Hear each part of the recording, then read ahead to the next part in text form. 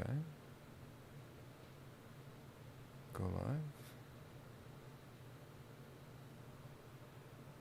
Hello. All right.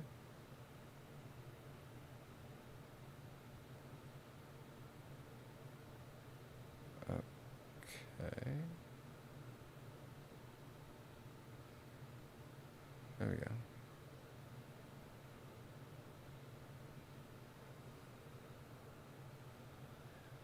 Testing. IG chat.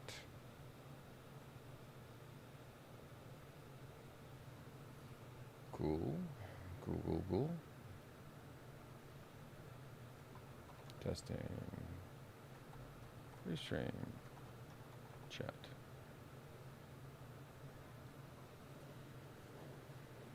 All right. Hey everybody, sorry for the delay there. Bunch of things. As per always. All right. We're talking about some fun stuff tonight. I've got a list. So, if you don't have your soda or your drinks, whatever your beverages are, and your popcorn, now's a good time to go grab it while I get things set up. We're going to discuss a few different things. This might be a long one, might be a short one. Kind of just depends how it goes, I guess. And I'm just a tiny bit under the weather. It was kind of the delay, trying to kind of center myself. So if I'm a little slowish on the uptake tonight, that's why. So please bear with me while I get my bearings. I'm going to put this over here.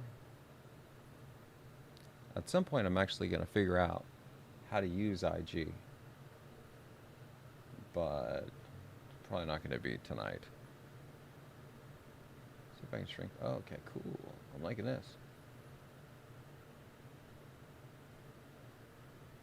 Oh, and I'm hoping that we can have a Q&A session tonight where all of you can ask questions about the stuff from yesterday and anything related to AI takeover, the Claude Code leak, and the Vibe corruption stuff. And just general questions about GTT. So I kind of want to put that in your head now so you can think about stuff that you may want to ask.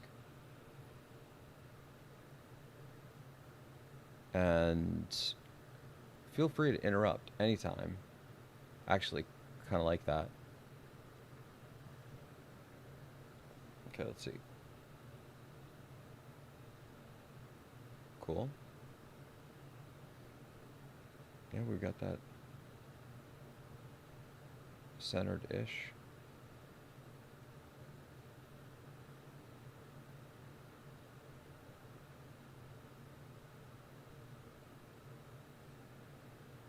I'm trying to get maybe both chats on the IG feed.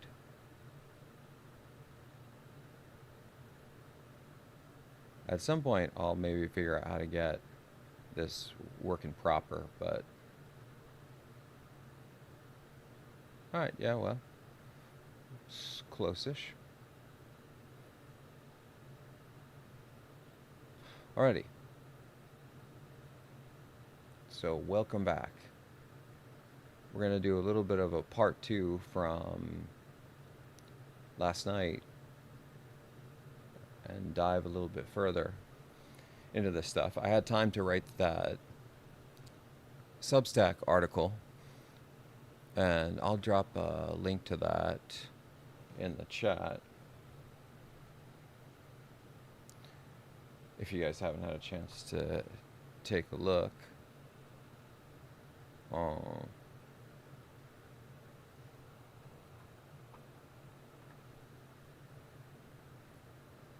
and it's a bit rough, but hopefully, where did that other chat go?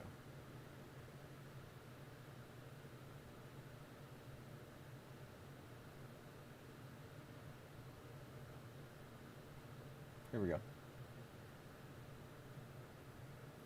All right, let me see. Yeah, okay. Good enough. Excellent. Okay, so before we get into, oh, and if somebody mentioned in passing that the audio last time was too low, so I tried to crank it up a little bit, but let me know if it's still too low, and I'll increase it some more, or if it's too loud, any of that stuff. All right, before we get into the AI hack stuff and how this is going to make all of our lives super complicated and hellish, I wanted to take a moment to give a little bit of the lay of the land on what we're trying to do with Goju Tech Talk, just at a high level. And awesome, great to hear, Loyola.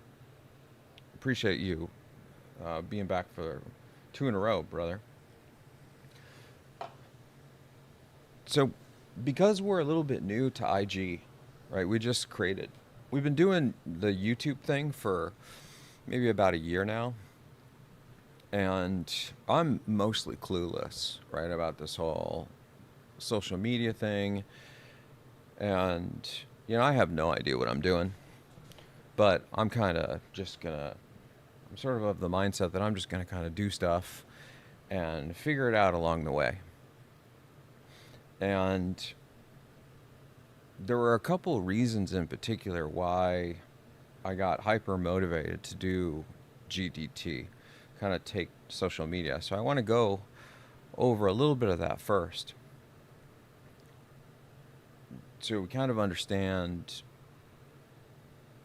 why I do kind of the certain things that I'm going to do for the streams and the VODs and Discord and all that stuff. And again, please feel free to ask questions or comment throughout, and I'll try to be monitoring both the chats.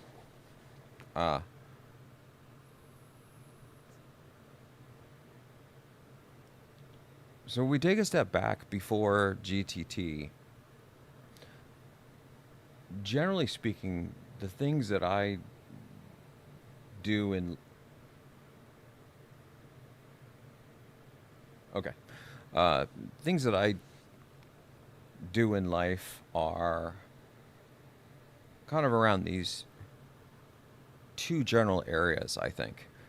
I'm really interested in anything and everything related to technology.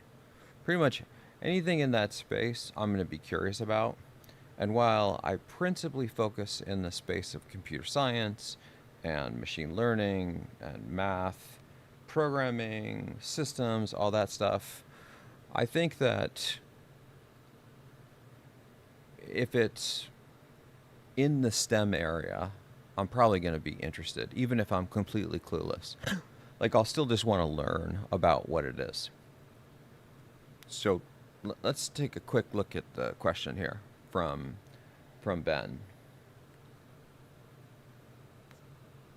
What do I think about the the Claude Glasswing project? Yeah.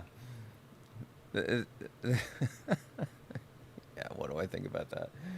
Let's...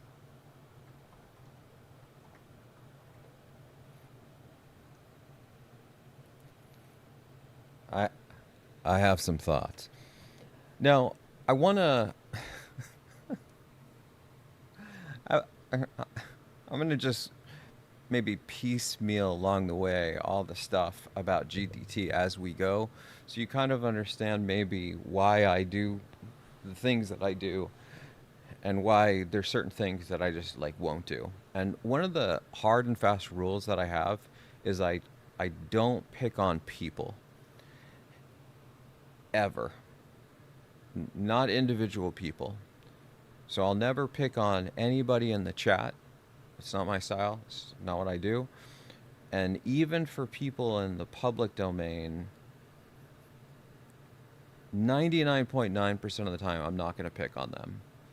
Even if I, behind closed doors, have some strong opinions. And as you guys all get to know me and I get to know you, we'll learn all this stuff about each other, but I'm not the kind of person that's ever short of opinions about things. But I really don't like promoting negativity. It's actually really important to me. And part of that was as I was growing up, I was, as I think probably many of you people on GDT, it's very easy for people that are super cerebral to look at things from a critical lens and find the flaws in them. It's just sort of what those of us that have critical minds do is we can hear an argument or we can watch someone or we can read a book and we're immediately generating this list of, oh, they got that wrong and I didn't love this and so on and so forth. And when I was younger, a lot of what I did was kind of focus on all that stuff. And part of it was, I think, insecurity, if I'm being real. That's another thing about GTT is a big part of GTT is just to be real. Because I feel like there's so much fake everything out there right now that somebody's got to be real. And it might as well be us. And it doesn't necessarily mean that I'm always going to say the whole truth. Because sometimes I have confidential things that I can't share. Or, again, due to my rule of negativity, I may have sort of disparaging thoughts about people or something, and then I won't really get into that. But for the most part, I'm going to try to tell you as best I can my real take on stuff. And I think, personally, I think a lot of us want that, especially with the hype train that seems to be running rampant across the world right now. Is just like, it feels like everybody's selling you something.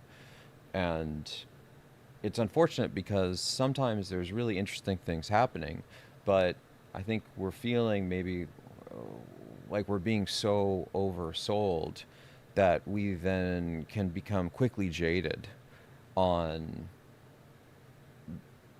those distractions, and then we can lose the plot, right?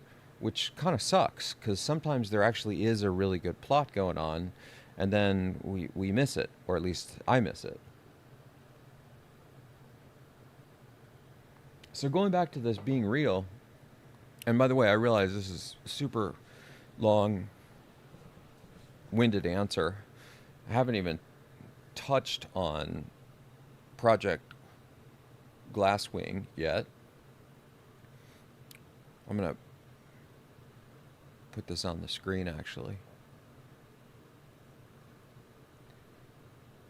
Is when I was younger, I was just really leaned in a little bit too hard, I think, on all that negative stuff. And part of it, I think, was a flex.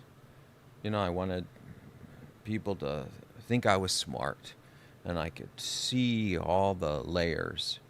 And I think another part of it is I don't know that I don't think I was fostering goodwill. And this is something that's extremely important to me today, is just fostering goodwill, is that on the outset, intentionally trying to give people the benefit of the doubt rather than the opposite. And again, I think for people that have very critical minds, this is super important for us to do because we can already see all the flaws. We can all, like, for example, I think all of you guys probably see this zit, right? I mean, I'm 50 years old. What? I thought this was supposed to stop like 30 years ago. But we could focus on this thing, or we could acknowledge it and then say, okay, well, let's maybe look at the bigger picture here. And that's one of the core foci of GTT is trying to be positive in this world that feels like it can be overwhelmingly negative at times, especially in places like X or Twitter or whatever we want to call it. I mean, it just feels like this is just a cesspool of people yelling at each other and trolling each other. And I don't know, I mean, at least for me, I don't really want to spend my time doing that. With that being said, I'm still going to go out of my way to try to tell you the truth about how I feel about things and be critical of them, but doing it in a way that isn't demeaning. That doesn't, so it's like a critical analysis of the thing, but it's not questioning people's motives.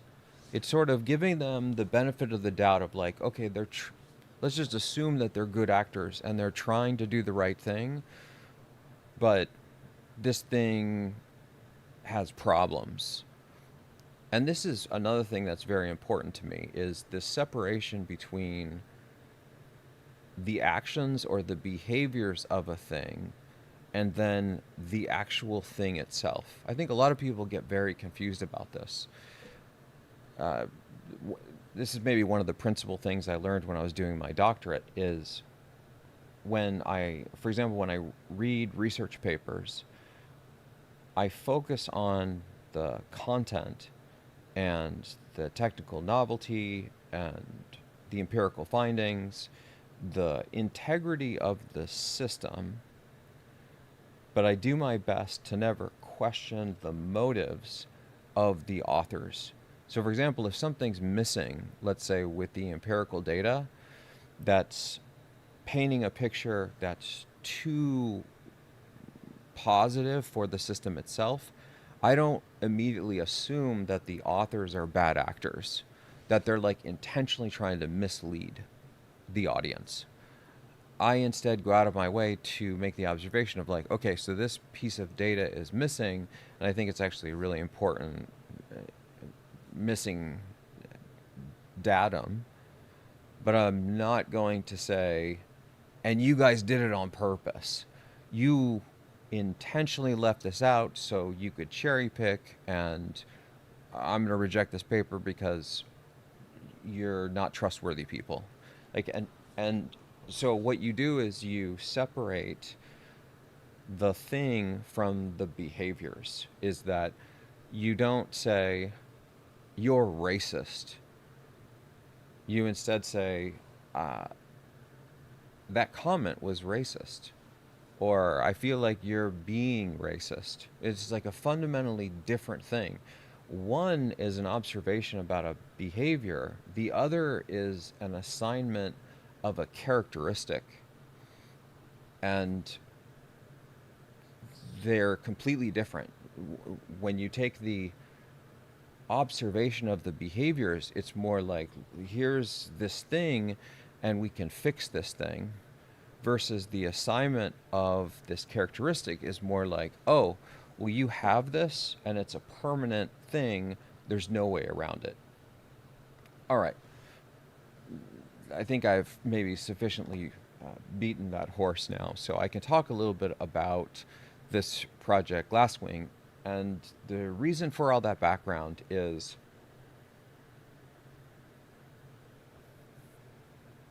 I am very interested and have been deeply involved in the forward progress of building AI systems for critical software. I mean, that's like one of the core tenets of machine programming, which is something I've been working on and my team's been working on for over a decade now. There's two tenets of the field of machine programming, as we describe in like the original 3 Pillars paper from a decade ago. And that is, you're trying to automate the development of software with two things in mind. One, you're trying to improve the overall productivity of the development team. Notice too that there's no goal of getting rid of the development team. That's never been the goal of machine programming. That's not the goal of any AI system that my team is building or any of the people that I collaborate with. If their goal is to replace humans with I want basically no part of that. I do think, though, that humans and AIs can work together collaboratively and we can build some incredible things, but it needs to be a collaborative effort. Unless, of course, it's maybe extremely menial labor and the humans don't even want to do it. Like, for example, our Roombas. Like, absolutely, have at it, bro. If I never have to vacuum another floor, I'm 1,000% aligned with that. Let's do that. But when it comes to software, I love code. I live, eat, and breathe code. I've been doing code for longer than I can even remember. I don't want to not do that. But I would love to get assistance on that, especially with some of the things that are a bit menial. I don't know that I need to write another file parser. I've written plenty of those, so the AI could handle some of that stuff. And various other things, right? Okay, so that's the first aspect of machine programming, this productivity. But just improving the productivity and the general efficiency of the development team, in my mind, means nothing if it isn't coupled with improvement of quality, or at least parity of quality with humans. And what I mean by this is if you crank up the speed where you're 1,000xing, like Gary Tan is saying he's doing on Twitter, talking about how he's writing 13,000 lines of code a day, which, by the way, is such a terrible flex. Not trying to pick on Gary, but I don't know why you would focus on this thing, because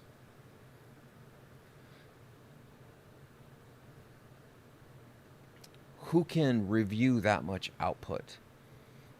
And it's clear that the AIs have not reached a level of maturation to where they're not producing slop. So it's almost like you are saying, look at all the garbage I produce.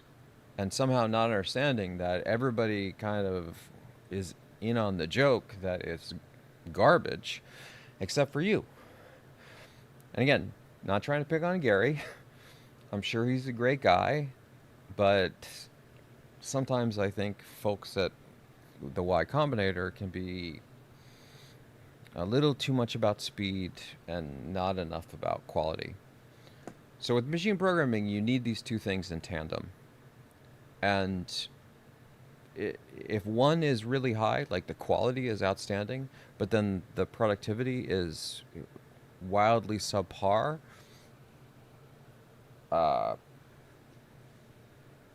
I don't know if that's super helpful, because it's making us slower.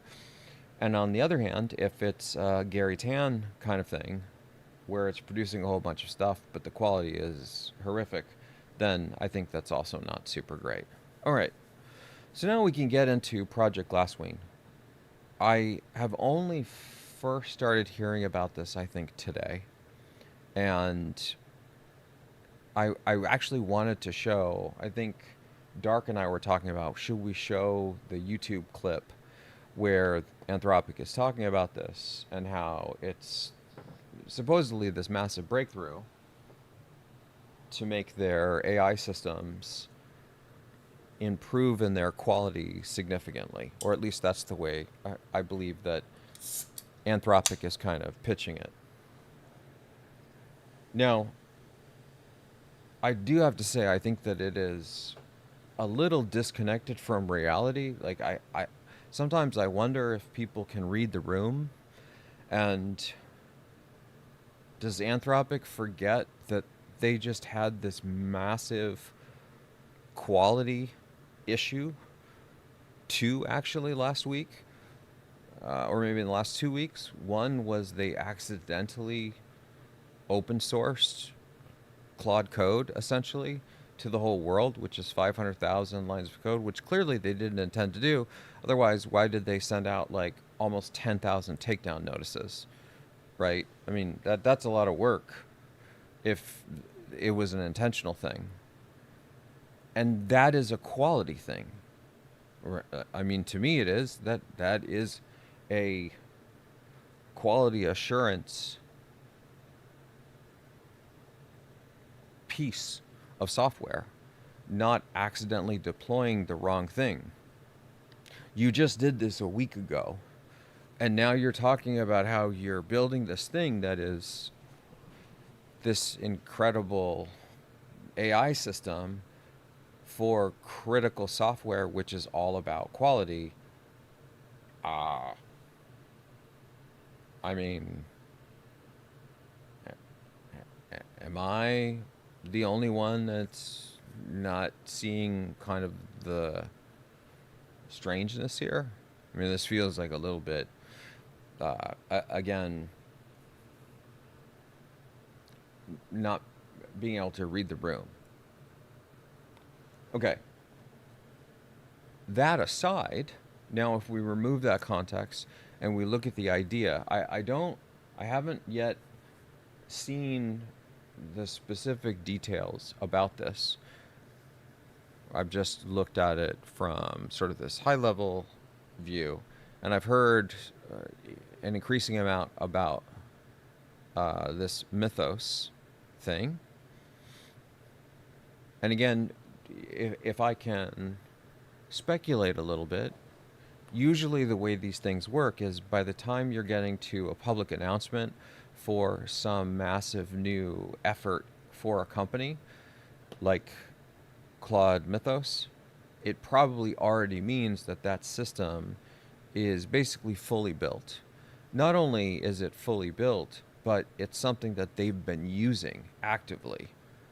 So let's keep this in our mind, is they're talking about how this is going to reshape everything, and they're talking about how basically they're working with open source repositories. This is just things that I've read. These are alleged things. I don't know if this is happening for sure, where they're using this Project Glasswing thing, which I guess has Mythos built into it or some part of it or something, and it's finding all these security vulnerabilities in this open source software.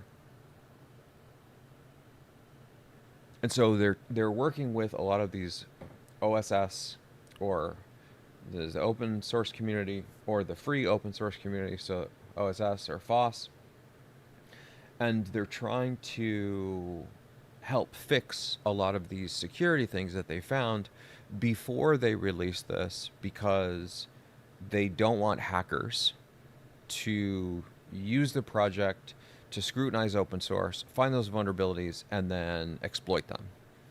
And in some sense, like, again, if we foster goodwill and we assume that that claim is valid, I think that's kind of cool. Despite all of the missteps and just general stuff that I'm not necessarily loving from Anthropic, if they are actually doing this and they're delaying the release of this massive new system in an effort to make sure that hackers don't exploit the security vulnerabilities that it's been finding, touche to them. Right? That is super cool. And sorry about that. I had a little thing. That's actually part of this thing called responsible disclosure. And responsible disclosure in the security world is generally considered in this space where you're scrutinizing software, and when you find something that's somewhat profound, that's meaningful, that could be a danger if abused, as you're scanning someone else's software, that you have generally two things in responsible disclosure that are critical to your obligation to the community. This is just like this is just general.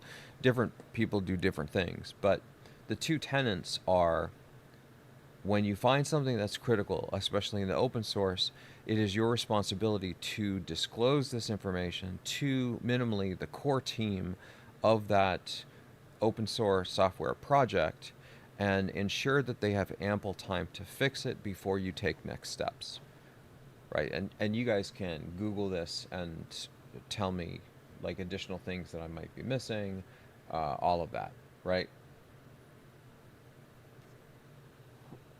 But there is a second piece to responsible disclosure that's very important. And this is something that we struggle with at Merly quite a bit. The second piece is once you've disclosed the thing that you found, or the things that you found to this entity, if they haven't remedied the problem within some period of time, you also have a responsibility to disclose it to the public. This is a very important second piece of responsible disclosure. And the reason why this second piece is there is you want to make sure that people who are using this software understand the vulnerability that you've observed, so then they can make an informed decision on whether they want to continue using that software with it being unfixed, or if they're going to do something different. They're going to pivot. And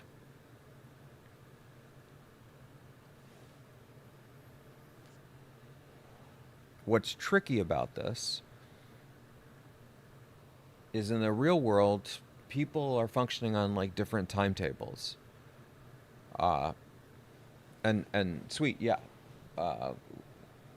Call them in, yeah, drop your question. I'd love to hear it. I'll actually scroll back once I finish this rant. And I'm kind of almost done with my rant. The tension here, at least the tension that I've had, and I'm actually, if you guys want, I'll share a story where we found something in Git, and we discussed it with the Linux Foundation security team, including Linus Torvalds himself. And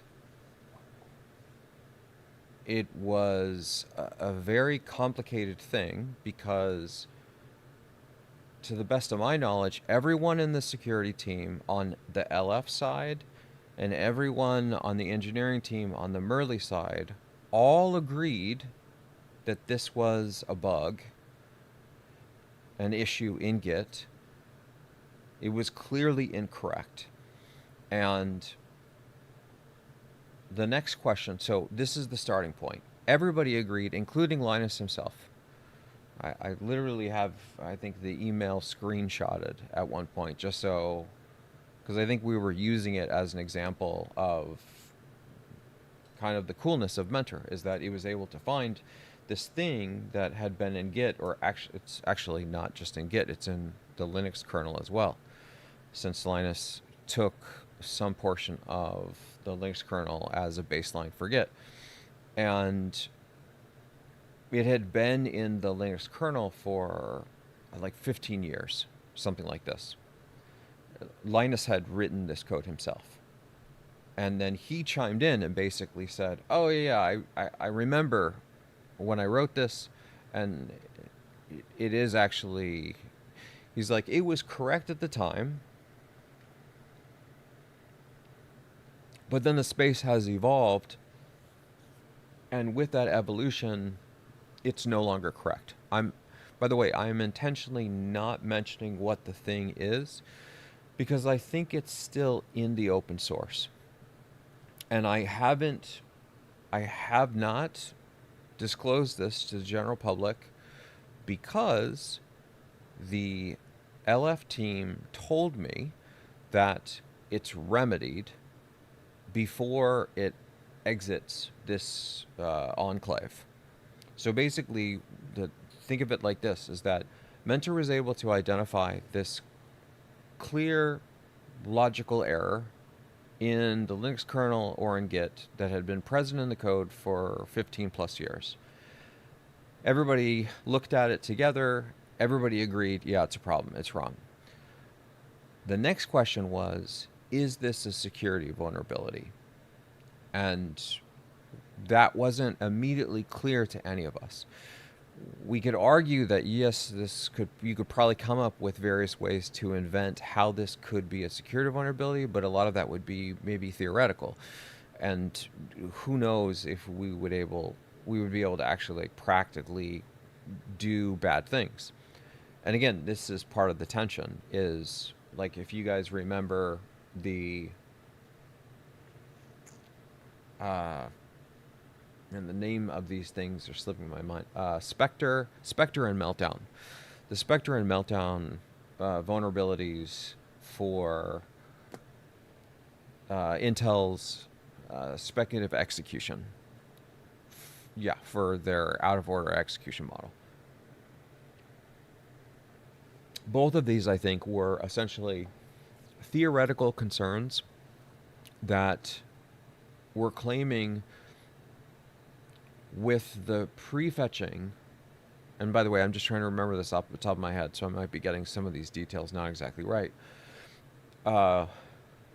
What that what the speculator would do is it's doing branch prediction, and it's predicting the execution flow of the program, and then it would pull in data that would be aligned with a path that's speculative in nature, so you reduce the latency of the memory load into the cache, right? Kind of makes sense. This is like we're going in this direction, so bring this in. So by the time we actually need to do the operations, it's already in the cache. And with Spectre and Meltdown, I think what they showed is that operation of prefetching that data into the cache subsystem could then lead to vulnerabilities, because you could read the cache if it was potentially secret or, I don't know, something else, and then by the time the system realized that it's not going to go down that path, or it needs to be encrypted or something along these lines, that it's too late, because a co-resident system that's monitoring the execution will have already read this information, and you like leak a secret or something like this, right? So it's speculative in nature. This is kind of like the whole point, and this is part of the reason why Intel, I think at the time, basically said, look, yeah, we agree with Spectre and Meltdown. Yep, it definitely could happen. And guess what? The probability of that is 0.000001, and so we're not going to fix the hardware. Sorry. And that's what they did. And there was a huge amount of discussion. Like, again, you can Google Spectre and Meltdown and read about this. There's a huge discussion. It was this really big deal, and basically Intel kind of just swapped it away, because nobody could, I think, actually reproduce this as a real issue. Or at least like one of them was like that, right? Maybe they did a firmware patch or something for the other one. So along the same lines, the issue that Mentor found with the Linux kernel and with Git was of the same nature. It was something that all of us could see was an error, but we didn't know exactly how it could be exploited. My view was fix it. Just fix it. But it's not my repo. I can't tell LF what to do. LF is LF, and these repo maintainers are their own people. I'm not the boss of them. And similarly, Anthropic isn't the boss of these OSS or these FOSS systems either.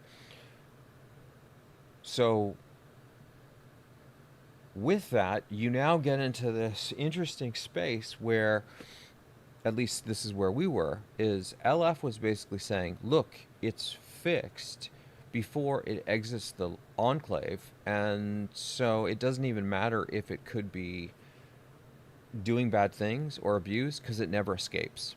And I suspect that they're being honest. I suspect that that's actually what happened. I 100%, fostering goodwill and believe that. The concern that I had was that's just based on the current design. So what happens when the design changes, or somebody invokes this from a different path, and then the error escapes because it's from like a different enclave, it's a different closure, right? And they didn't seem too concerned about that. And now we're in the position of what do we do? We've got a healthy relationship with LF. We love Linux, we love Git. We use Linux, we use Git on a daily. These are our friends, these are our heroes. Do we do a responsible disclosure thing here and announce this to the world and potentially piss off Linus Torvalds? Like, there's a lot of people that I probably wouldn't care about making angry, but Linus Torvalds is not one of them. Like, I have a huge amount of respect for that guy and all the stuff that the LF team has done. The last thing in the world that I would want to do is go out into the public and flex on Linux and Git, even if it could give more of a halo effect for Merle and Mentor. It doesn't matter to me. Like, the long-term healthy relationship with LF and with Linus is actually more important. And so now it becomes, so that part's out of the equation for me. So it's not even a question about like, oh, this is a huge business opportunity, we should get out there. Because obviously a lot of people would immediately be compelled by this. Like, how many people find a security vulnerability in the Linux kernel? And it's our AI that found this on its own. And that's kind of a big freaking deal. But I'm more concerned about the long-term relationship, and I suspected that we would find other things that we would have both sides agreeing that it's an issue, and we can fix this together, and then we'll publicize those, right? So that part of the equation was out. And then the next part is this. And this is the part that actually gave us a little pause, and ultimately we decided not to disclose it. And the reason for this is we thought about what LF said, and LF basically told us that it's remedied before it leaves this enclave. So it's not an issue. And on top of that, we couldn't actually come up with a direct exploit by walking through all the various different ways that that code could be executed. So we basically just dropped it. Now, some could argue that, Goju, that's like, the public should know, bro. You did us a disservice.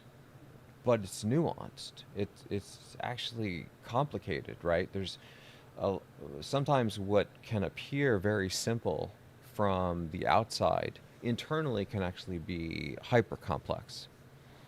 And yeah, so this is a little bit about the responsible disclosure. One final bit, and then we'll go back to the chat, is I have not looked at this deeply, but I am very interested in understanding what it is. What I'd really like to see is essentially a white paper that explains what it actually does. I want to understand the core technology behind it. Not just that there's all these people that are using it and adopting it and blah, blah, blah, blue, blue, blue. It's just a whole bunch of words, and it feels like marketing hype, and I just don't care. On top of that,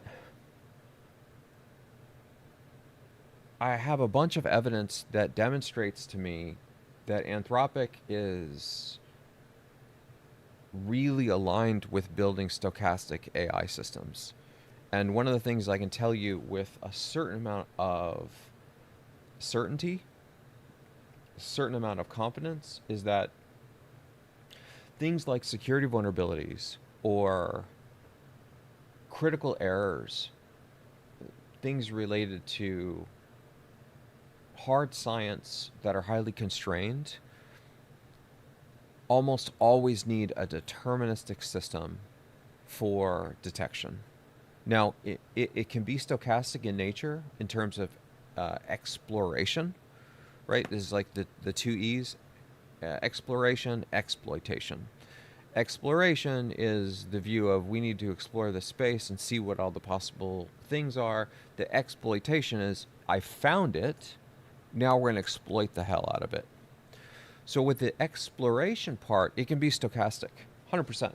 Be stochastic till the sun goes down and explore all the space. But when it comes to exploitation, it almost always needs to be deterministic. Otherwise, you can't reliably reproduce it. You need this. This is why identifying logic errors or things like deadlocks or live blocks or behaviors in very complex parallel computing systems can be extremely hard because those bugs tend to be non-deterministic.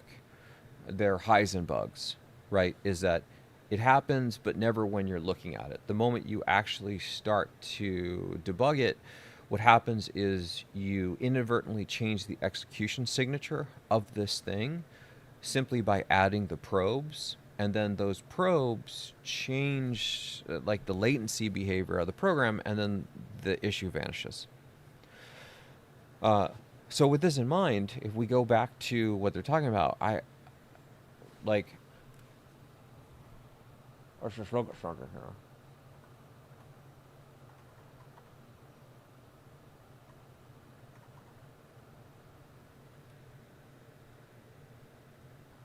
I would expect the word. Did I spell this right? Deterministic. I would kind of expect the word deterministic to show up somewhere in the analysis for software on critical systems. Like, where is that? Anyway, I'm super excited that Anthropic is looking into this. I don't really care about these nonsensical reports that I don't like. What does this even mean?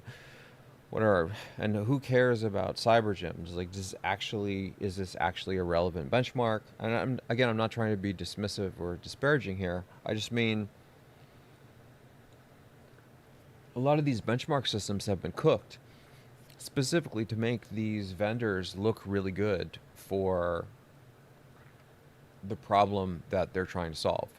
So generally speaking, especially from a company that has been known to not necessarily tell us the truth, the whole truth, and nothing but the truth, without like a peer level review of scrutiny for the experimental results, I don't care what any company is reporting on benchmark data that comes from the marketing team. I do care, on the other hand, about benchmark results, experimental studies that are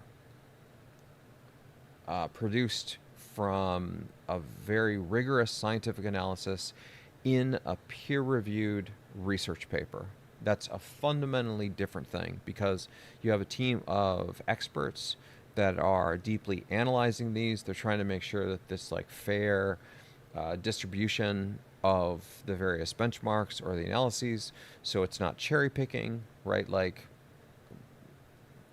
did we actually think that the Mythos preview would have a lower number than Opus 4.6, right? Like,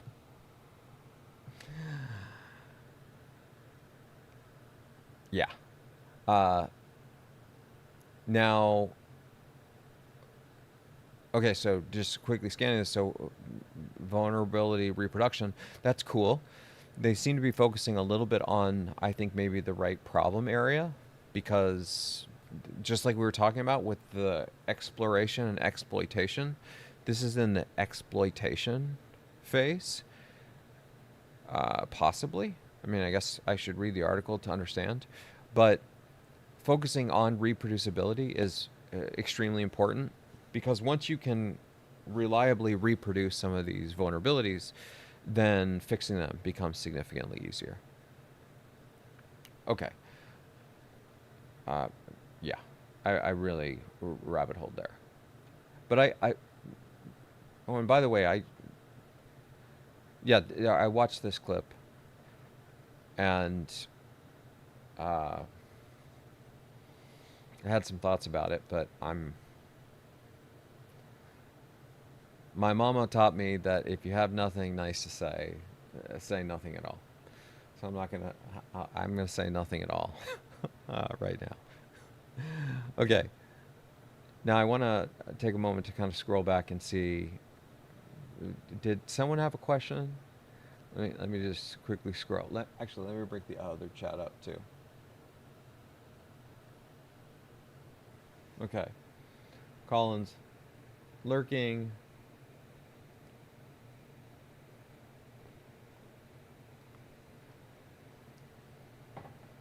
Yeah, Colin, as far as Anthropic pivoting, I'm not sure that they're pivoting. It sounds to me like do you guys know this this system basically them throwing away the entire Opus family? And like that's the part that's not clear to me is and maybe these details will become clearer as we learn more, but based on what I know, it seems unlikely that they're going to be able to invent a highly reliable deterministic AI that will couple itself very well with the stochastic AIs that they have.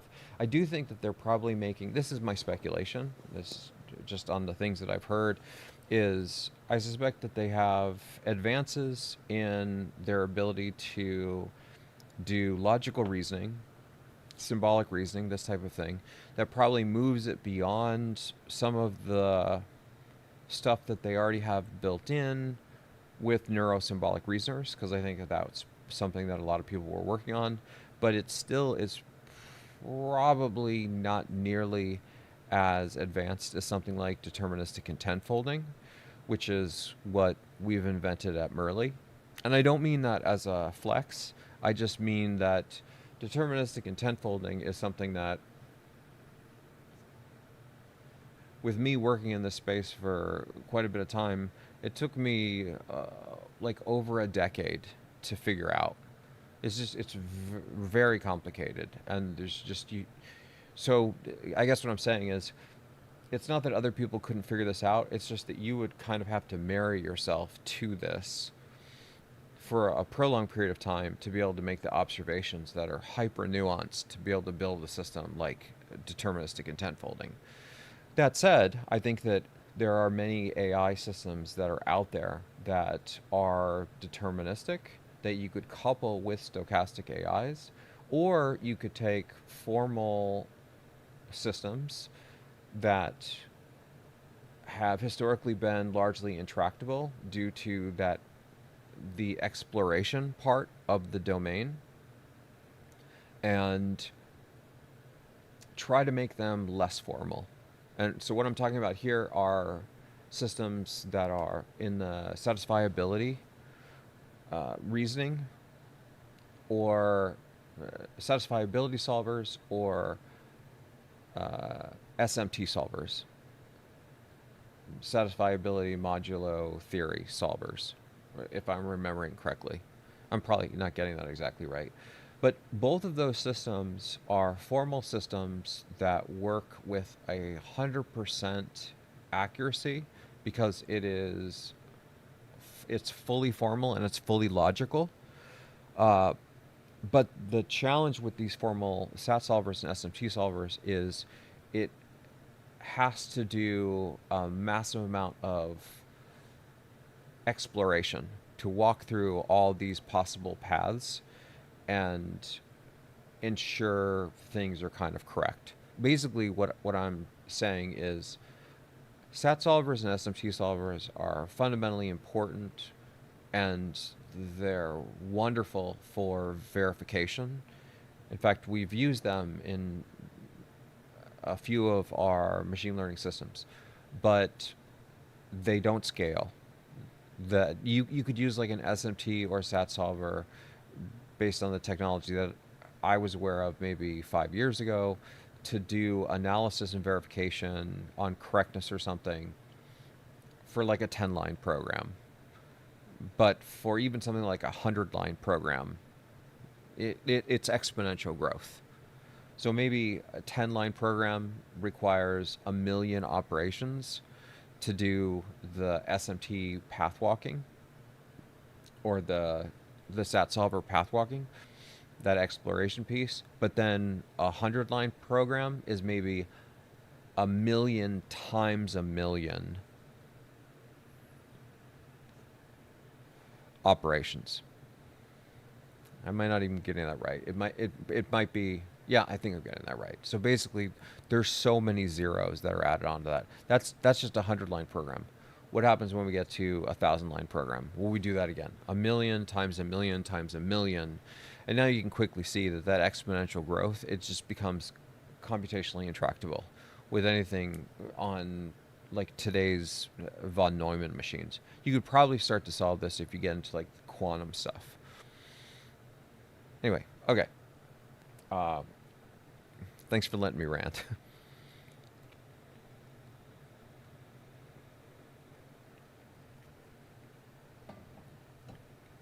Okay, Kalman, so yeah, your question regarding Claude Code. When using Claude Code to develop internal tools, what security concerns do I need to be worried about? It's all behind a company firewall. I'm getting good results. Am I missing something? All right, a great question. The first thing that I would recommend you do is read the Substack article that I shared in the chat earlier. And it's going to explain two fundamental issues that you need to be worried about that are very AI specific if you get hacked. Now, if you can provide more details about the setup that you have without sharing anything that's confidential, that would probably help me give a more informed answer to you. But let me try to speculate on this a little bit.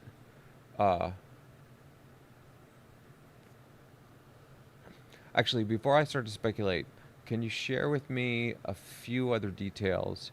The first is, what is the IDE that you use?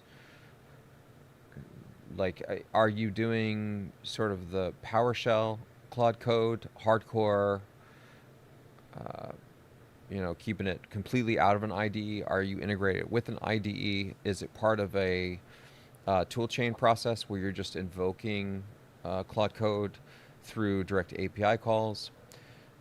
That would maybe be one of the first questions.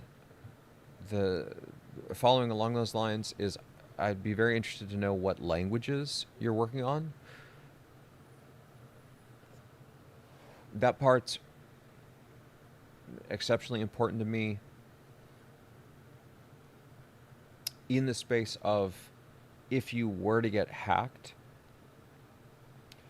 how much danger could you be in with the vibe corruption part? For example, it's much easier to do vibe corruption on languages that are scripted, interpreted. It's actually much harder to do vibe corruption on languages that are compiled. And there's a number of different reasons for that, but let me give you just a couple off the top of my head. When you're using a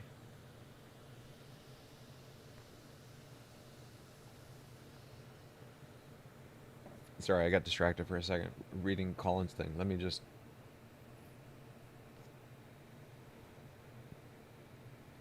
Oh, yeah, Colin, so we're actually... I don't think I can mention this yet. Okay. Yeah, I really, really want to mention this because there's something super exciting going on related to what you're talking about, Colin, but I can't mention it yet. Maybe in a couple weeks. So keep a pin in that. Okay, now going back to this question of the dangers of the internal tools and hacking and stuff with Claude Code for the company related to scripting languages versus compiled languages. Okay. With scripted languages, interpreted languages, things that are not compiled, so I'm principally talking about things like Python, JavaScript, TypeScript, Lua, all of that stuff. A lot of PHP, things that are more in the web space. It's very easy to do vibe corruption on those. And the reason for that is you can simply do imports or the inclusion of additional packages without any environmental setup. And because it's not compiled, even if those things are potentially not present in the environment that you're in, it doesn't matter. That you're not going to get an error. And so it's very easy to silently inject malicious code into interpreted languages using vibe corruption.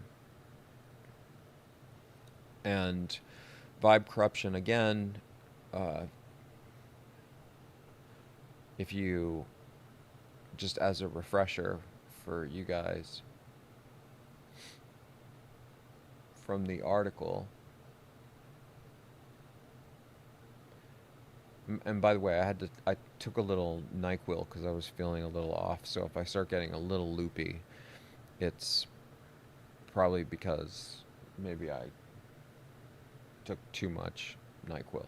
I mean, I'm starting to feel actually pretty great, but I can start to tell that I'm getting a little bit off the rails. Uh,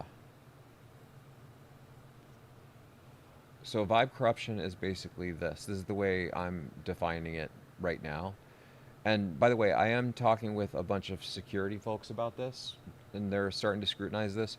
We just kind of came up with this term. I think last night I was calling it malicious code injection, but then we kind of liked the idea of turning vibe coding on its head and trying to make the point that, and by the way, I'm not trying to bash on vibe coders here. I think that vibe coding can be great for things like NVPs, rapid prototyping, and learning. But if you use vibe coding for production quality software, just the idea of producing code that you potentially never look at, it's like the difference between using an AI to draft a text response to your buddies or your friends, your girlfriend, your boyfriend, versus using an AI to draft an email to the CEO of your company. Like, in one case, it's probably okay, right? Because if you get the text message or whatever to your buddies that's slightly wrong, they're not going to crucify you. But if you get the email to the CEO of your company wrong, it's probably not going to land well, right? And so this is how I think about vibe coding, and this is not me being against using AI for software development.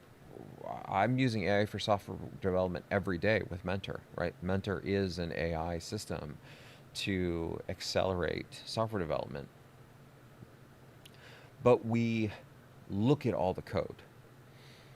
So now with vibe corruption, it basically takes the idea of, in a vibe coded environment where people are already not looking at the code because they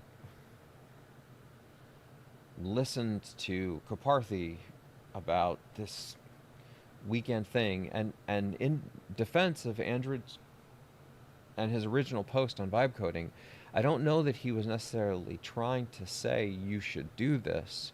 I think he was more just saying, at least from what I recall, is that as a fun weekend project, he was vibing with the AI thing, and they were just kind of going back and forth and just rocking some stuff out.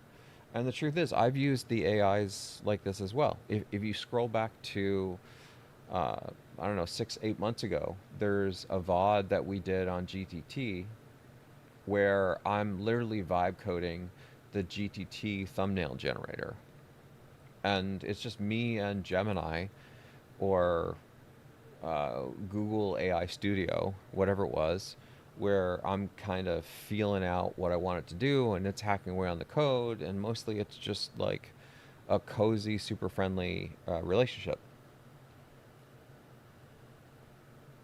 But that's not production quality software, and that's not going to go anywhere beyond just my personal use for generating thumbnails for GTT, right? Like, that's, I think, a really good example or case where you could use vibe coding. So anyway, in this vibe coding space, if you are already vibing and you're using it for production quality systems, the likelihood of vibe corruption, I think, increases maybe 100x, because you're not likely going to notice that you've had AI take over. The AI takeover, again, if it's done in a really intelligent way, it's going to be silent. That's how I would do it. If I were doing this hack, right, like I'm on red team here. This is like a term that people use when you're kind of like pretending to be a bad actor and looking for the vulnerabilities in a system. The way I do it on red team is I would find the surface area attack. I would then exploit it in a way that installs a small language model, and I would make the small language model look and feel exactly like the small language model that maybe already exists, or it works perfectly in tandem with the large language model that's actually in the back end. And there's, from a user's perspective, there's no distinguishable characteristics that make it look even slightly different.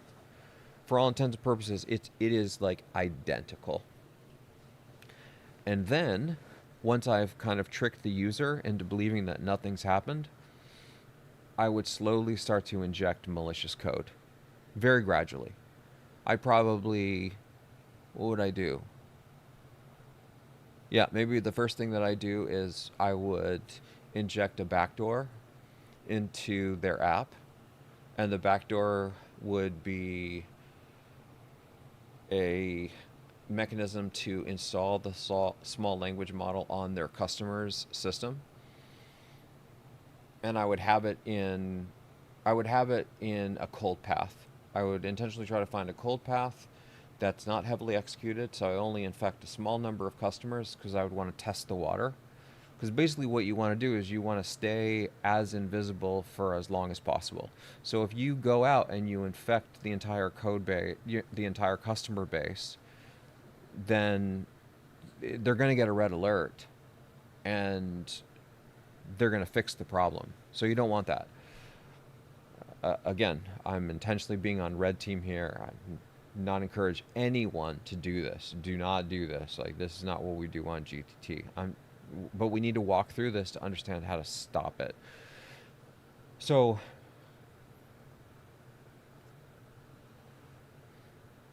I would find a cold path in the execution so I could infect just a small number of the customers, maybe like 1%.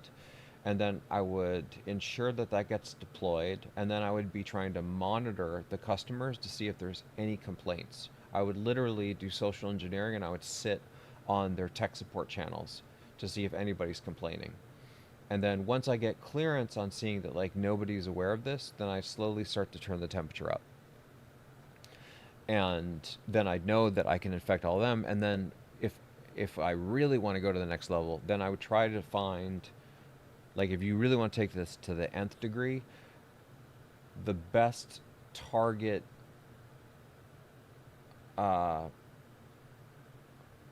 systems that I would try to infect for the vibe coding community would be the vibe coders that are building vibe coding tools. Because then I can daisy chain this. I would essentially try to hack a company like Merly. I would try to get them infected because I know that their software is being used by other software developers. And so then they're a free deployment to those other software developers. Those then can daisy chain on others, and you can see how this can spiral. Like, this becomes an exponential growth thing. And now I've got kind of everybody. Okay. Now, this is why it's so easy if you're in a scripted environment, right? But if you're in a compiled environment, it's so much harder because you can't just add the backdoor.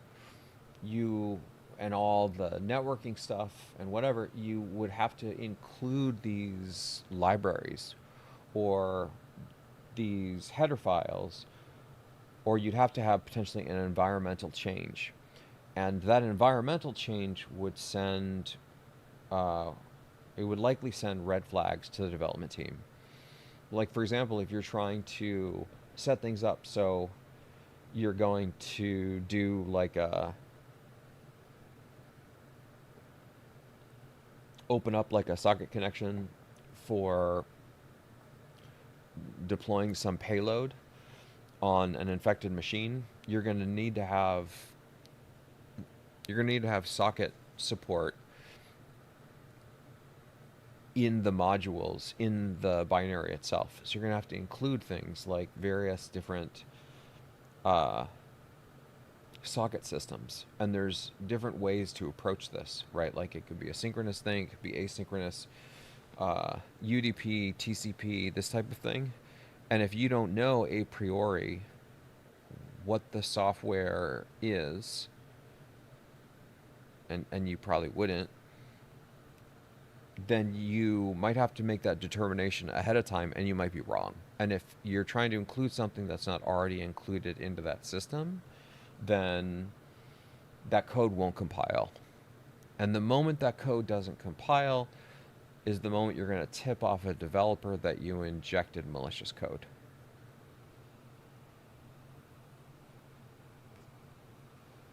Okay, so now going back to the original question of if I'm just using this for internal tools and I'm using Claude Code. Oh, and by the way, did our friend add any details about the environment? Let me just...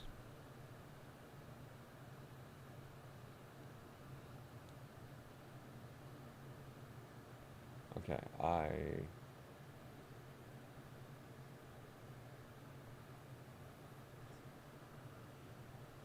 yeah, Jesse, they're like, I mean, in some sense, they're synonymous, but not synonymous in a good way.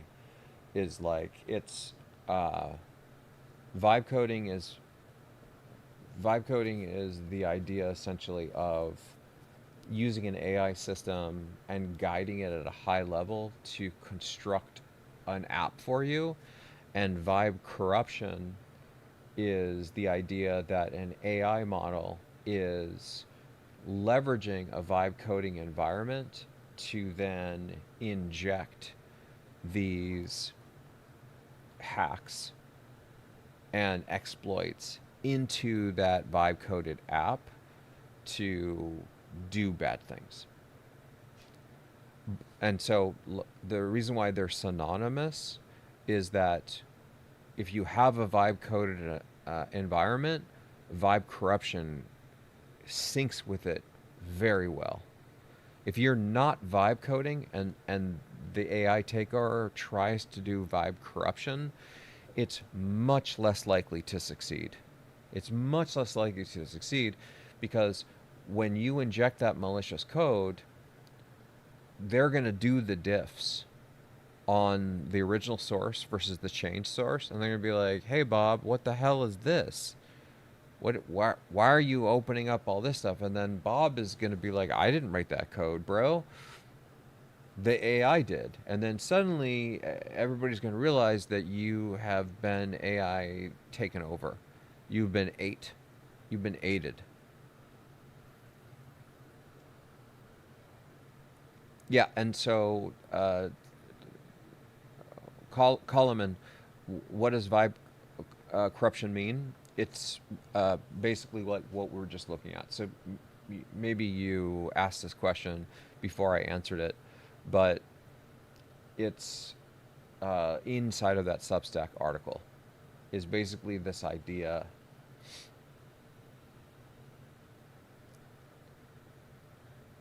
here. Basically, this is the current working definition that I have, which, by the way, is completely informal. It's very loosey-goosey, but it's just meant to convey the essence of what vibe corruption is.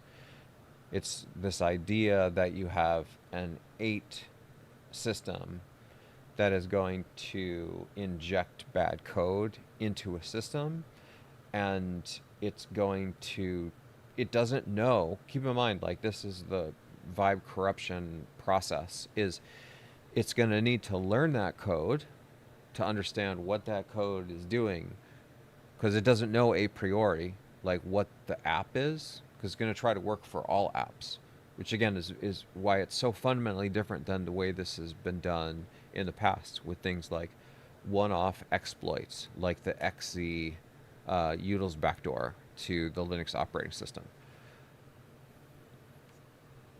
Vibe corruption is a general mechanism to hack any piece of software that it is going to try to learn that software and then figure out the best spot to inject a corruption into it. So it's vibing, right? It's vibing in the sense that the viber in this case, the person that's originally building this hacking system, it doesn't know what the software is that it's going to be applied to, but instead it's going to say, look, it's going to talk to the AI takeover model and say, listen, your job is to infect whatever software system I install you on, and so you're going to have to learn this code,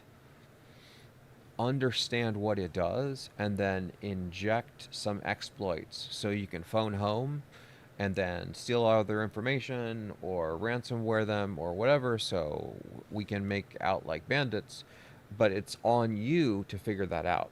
I can't tell you because I'm never going to see the source code. Only you're going to see the source code. So that's why this is a vibing thing. It's not a, there's not a specific set of instructions that you're going to try to drop as a payload into that piece of software. Plus, on top of that, it wouldn't work, right? Because you're trying to infect software that's across all these different languages, all these different domains. And so any kind of exploit that you build is going to be very customized. And that's not what vibe corruption is. Vibe corruption is trying to be a generalized approach that will work with any programming language. It'll work in any piece of software, in any domain, and basically just terrorize us. It's super not great. Yeah. Okay. I think we should take a short 2-minute break.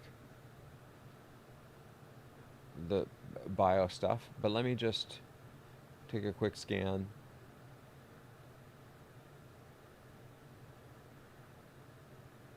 Oh yeah, maybe this is a great. Oh sweet, okay. Oh, you gave the answers to this, Coleman? Hold on.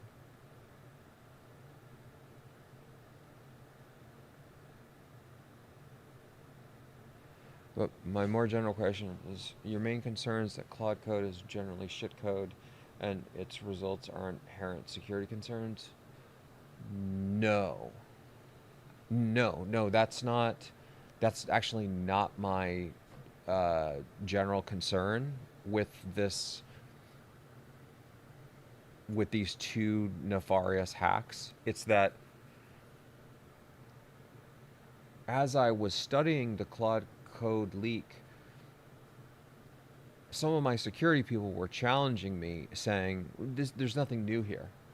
They're basically saying, look, you're totally right about all the stuff, and yes, Goju, the NPM crap, and the surface area stuff, and the copycat clones, all this stuff, like, yeah, all that's real. But there's nothing novel here.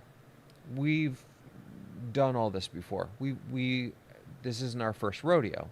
So they basically challenged me to come up with an idea of what makes this novel, what makes this different from things that we've seen in the past. And it was at that point that I started thinking about the AI angle of like, what's something novel that could lead us to really bad outcomes, but it's unique to the AI space that we're in, or the vibe coding space. And then it was from that thinking that I realized, uh-oh, you could do this type of thing. So that led me basically down this rabbit hole of the AI takeover and the vibe corruption,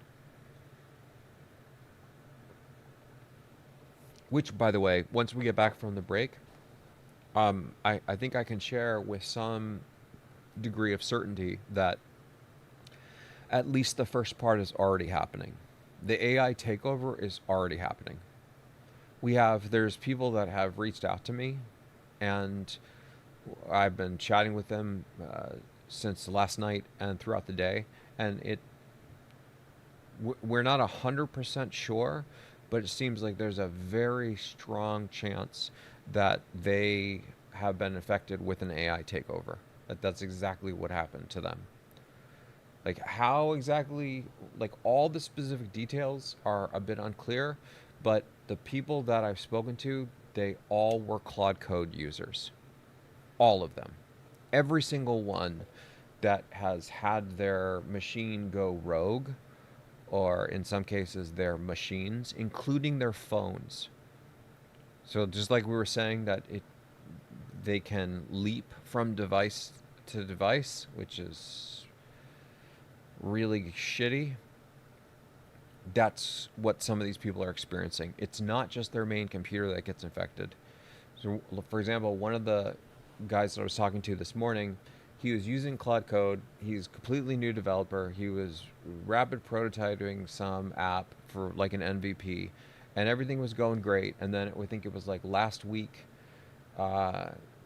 weird things started to happen on his development machine, and then it extended to his phone, and so then he got to this point to where his main computer was becoming completely unreliable, and his phone was starting to do very strange things. On top of that, what he also saw, which is maybe like the most disheartening piece, is the AIs that he was using, and in particular, he was using Anthropic models from the Opus and the Sonnet families, as I understand it, is they all started going rogue on him.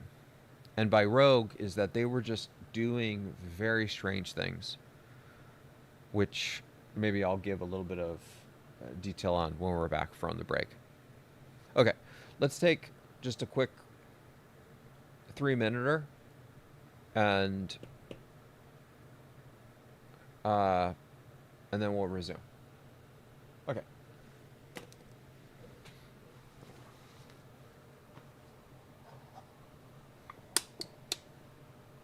By the way, this is great.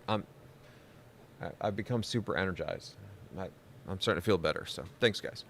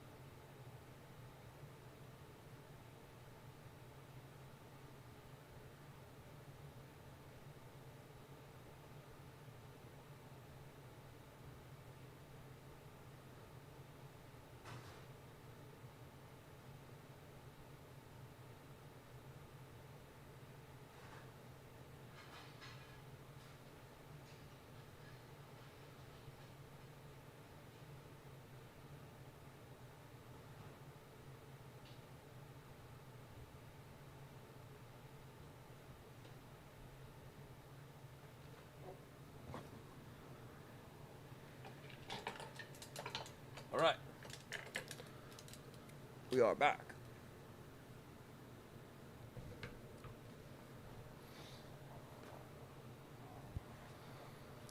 Okay, folks.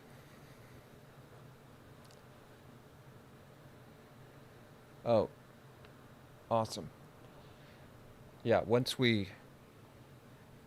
if I start talking about deterministic intent folding, I mean, boy, oh boy.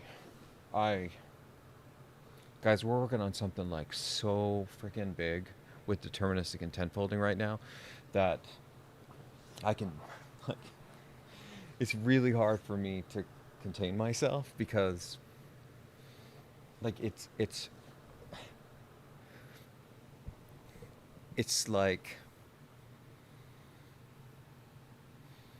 it's like this, it's a freaking game-changing type of thing. But I'm not allowed to explain the stuff yet. And I think some of you know that we're talking with various big tech companies about diff, and unfortunately many of them see the value in diff, but they want exclusive rights to it, which kind of makes sense. And for any of you that you're not familiar with deterministic intent folding, there's some VODs on GTT YouTube, I think. And I think there's one short where I have an old abstract. I'm not allowed to share the white paper yet. Plus it's actually still in progress. I mean, a lot of the core ideas are there, but it's still not finished. It's not like publication ready. So if I did share it right now, I think a lot of you would probably be annoyed at the lack of completeness. But that being said, there's a new thing that's in discussion now with diff that is making me so freaking excited. It's like, I have no idea if this is going to manifest itself, but it's literally bigger and more impactful than any of the things that we're discussing on integration of diff within the big tech companies that we're working with. Just to kind of like give you a sense of the magnitude.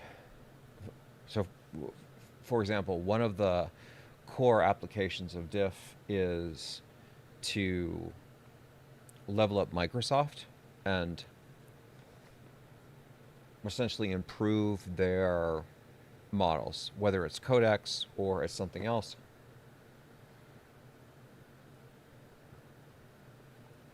Which is pretty cool, right? I mean, that's pretty big. This other thing that we're exploring right now, this is like 100x the size of that. I mean, it's again, I have no idea if this is going to manifest itself. It's still really early discussions, but the potential is enormous, and it's making me very excited. Anyway, okay.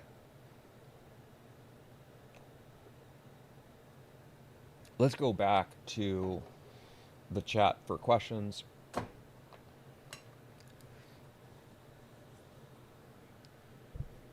Let me quickly scroll to the bottom here just to see.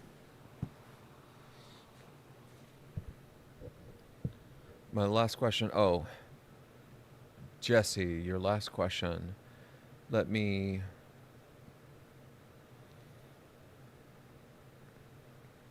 Oh, by the way, Mila Jojovic, Jojovic.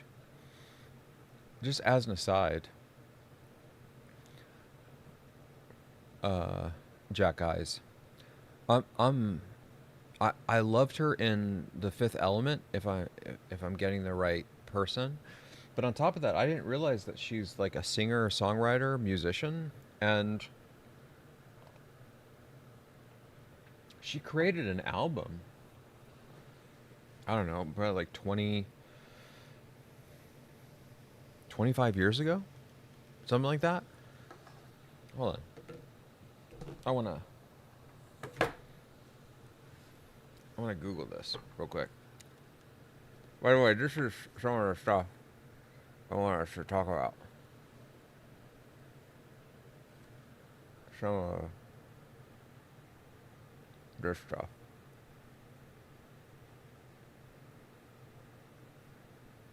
Yeah.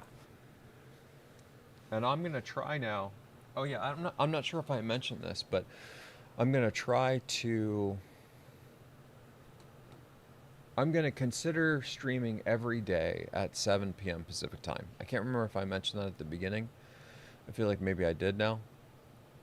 There's no guarantee that I'm going to actually get on, but if I have the time, I'm going to try to do this.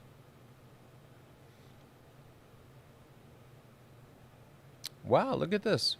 Mila and I are almost, how do you say her name?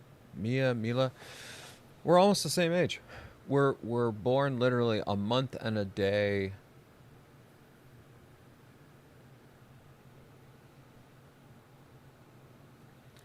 We're born 11 months and a day apart. We're born 10 months, 11 months minus a day apart. Okay. Now, but her discography.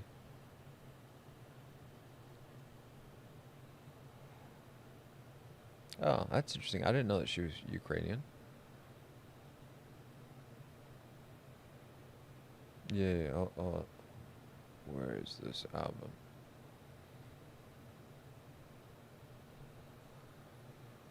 Discography.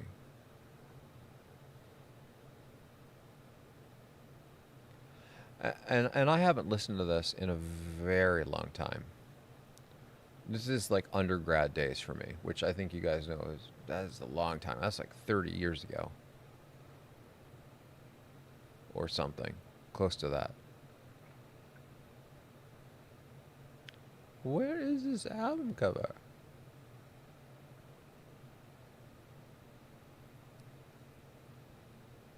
It's called The Divine Comedy. For the love.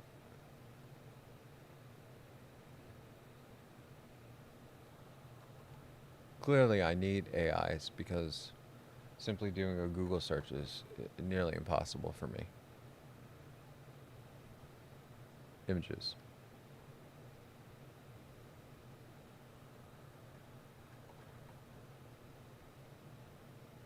Uh-oh. I just realized it has some nudity on the cover. I can't show it now. It's going to break my rule of GTT being sort of family friendly. Anyway, you guys can Google it.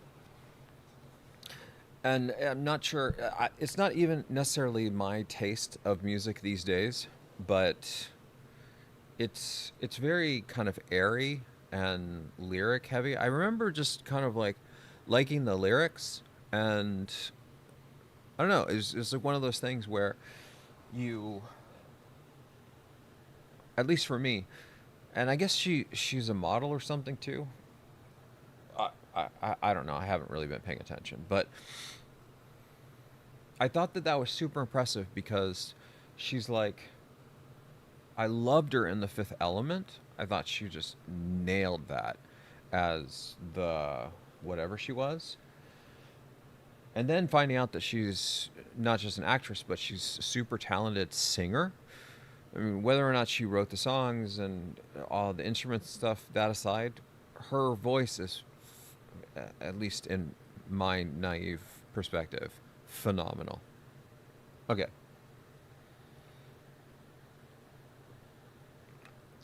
Sorry for the distraction. Let's go back to the... I can't click on things. That's the rule I need to follow. If I click on this, is this bring? Yeah, there we go. All right. Jesse, we're going to go back and find your question because I don't think we did answer it.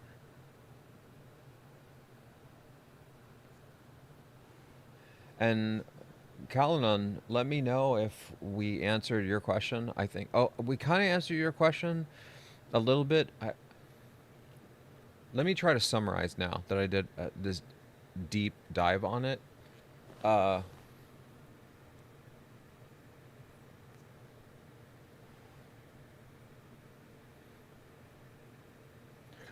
the likelihood of you doing something horrifically bad is reduced significantly by the fact that you're only using Claude Code for internal tool development. If you were using Claude Code for your production quality development and you're giving that to customers, I would strongly encourage you to minimally pause that or stop it completely until we get a handle on this. So, like, to take a step back, guys, what I anticipate is going to happen, and in fact, I know that this is happening, is we're working now on solutions that can try to do the virus scanning, so to speak, on models, which is not easy at all because models, essentially, as probably all of you know, it's just a whole bunch of, at least neural network models, they're, it's just vectors of numbers. I mean, it's potentially more than that, but that's basically it. How do you debug that? How do you tell if that has like bad stuff?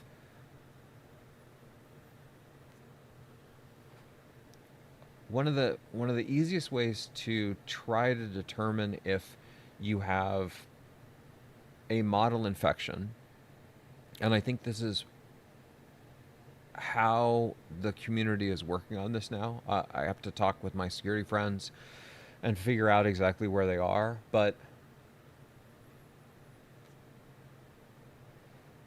like the easiest way to do this is you have a global database that's a repository that has a unique signature for every language model in existence.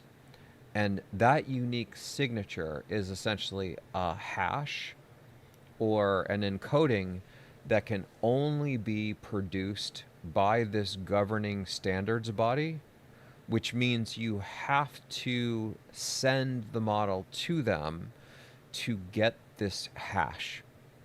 And then the hash is essentially bound to the model. Then what you do as a security enforcer, as the new Norton or McAfee or whatever it is anytime you see a model, you do a registry lookup. Is you essentially look at the identifier that's associated with the model.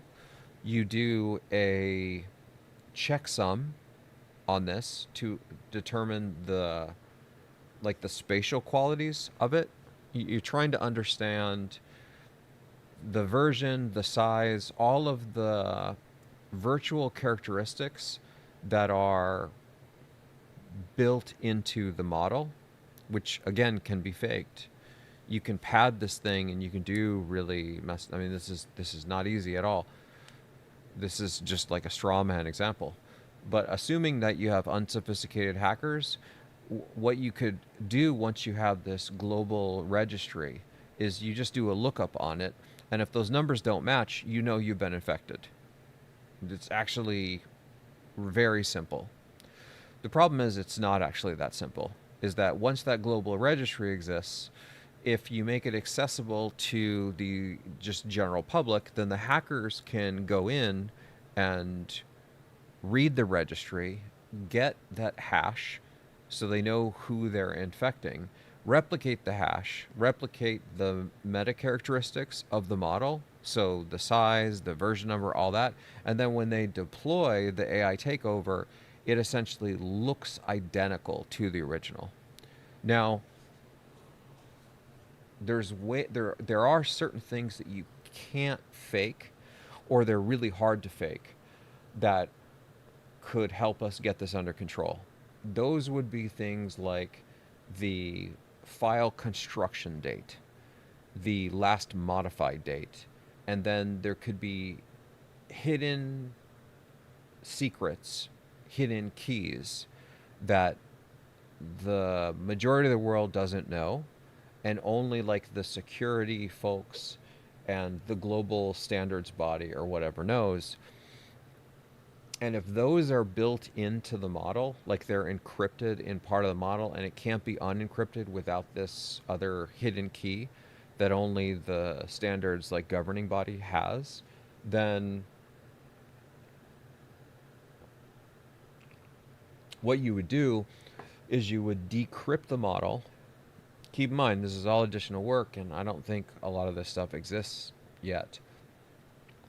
But then you would decrypt the model and you would get the key, and then you would see if the key matches. This is significantly more robust than the first example I was giving. But we're probably minimally, if the whole community was working together on this. And again, I don't know where everybody is with for progress on this, because this is not what I've been spending my days on over the last 4 years. I mean, a little bit, but I've been mostly focusing on building diff and other things. But I know there's some forward progress in standards for models, but I would say that the advancement of that technology to where it's actionable on virus checking software, things like Norton, is probably still a year away. Maybe 6 months if people were very, very motivated. And I do suspect that some people are going to be very motivated now, because this is obviously a new entire vector of startups, right? Like once people realize, I think a lot of people that aren't paying attention haven't even realized that this is like a thing, and that this AI takeover is going to happen or is already happening, and so they're behind. But some hyper-informed people that are deeply paying attention have probably already figured this out, and they're like, oh my gosh, this is this new class of startups where we could do security analysis for models, which is fundamentally different than doing vulnerability analysis for traditional things on like executables or known viruses, right? Because those known viruses, they have kind of like this very specific signature that you can look for in code, right? Is you basically have this, think of it as like you have this repository that has the list of all of these known hacks or known malware. And then when you get to certain files, like executable files or bin files or shared objects, DLLs, what you do is you do a scan, like a regular expression scan for a certain pattern inside of this lookup table. And if you see a match, you know you're infected. But this type of analysis, I mean, this is one of many ways that they do this, but this type of thing doesn't exist yet for machine learning models, at least to the best of my knowledge. Yeah. Anyway, hopefully this is helpful to everybody, because this is giving you a sense of like the dangers that potentially exist and how far away we are from getting a robust solution. So that's like that what I'm describing right now, this is more like a Norton antivirus or Windows Defender type of solution, where it's very hardened, it's like backed by international bodies and all of this stuff. But for hyper motivated startups, and I do suspect that you'll probably get an entire collection of stealth startups that are probably working in this space. They may have a security malicious model detection within the next few months. Like, I'm trying to think about if my team was fully working on this, how long would it take us? Uh,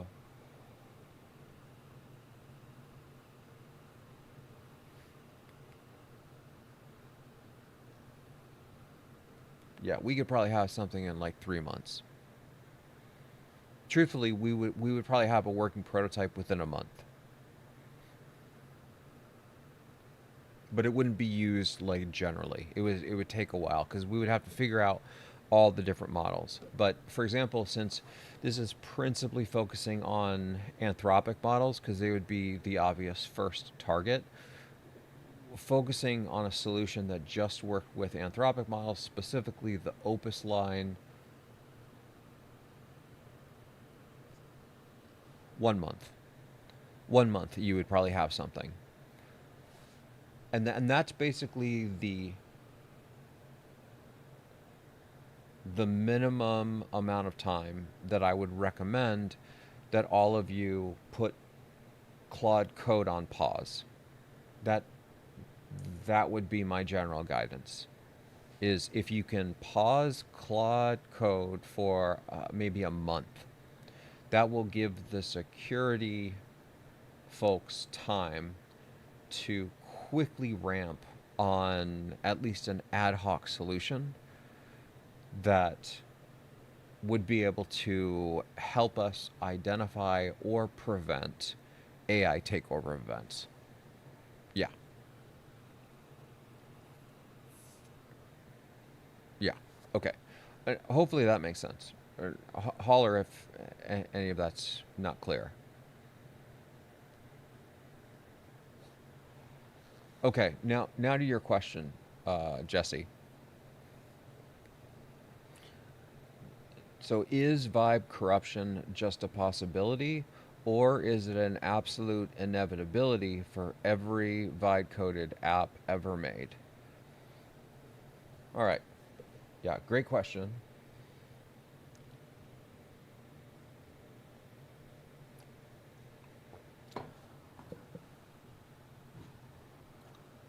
Uh, I'm re-getting my caffeination here while I think about the answer.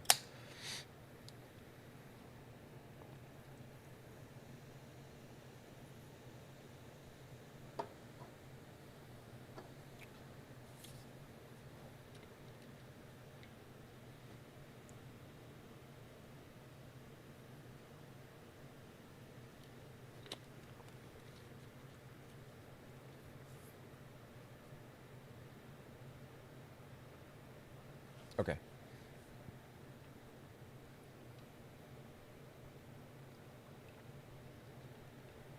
All right.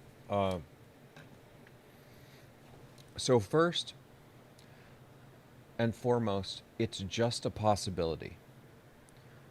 Vibe corruption is a possibility for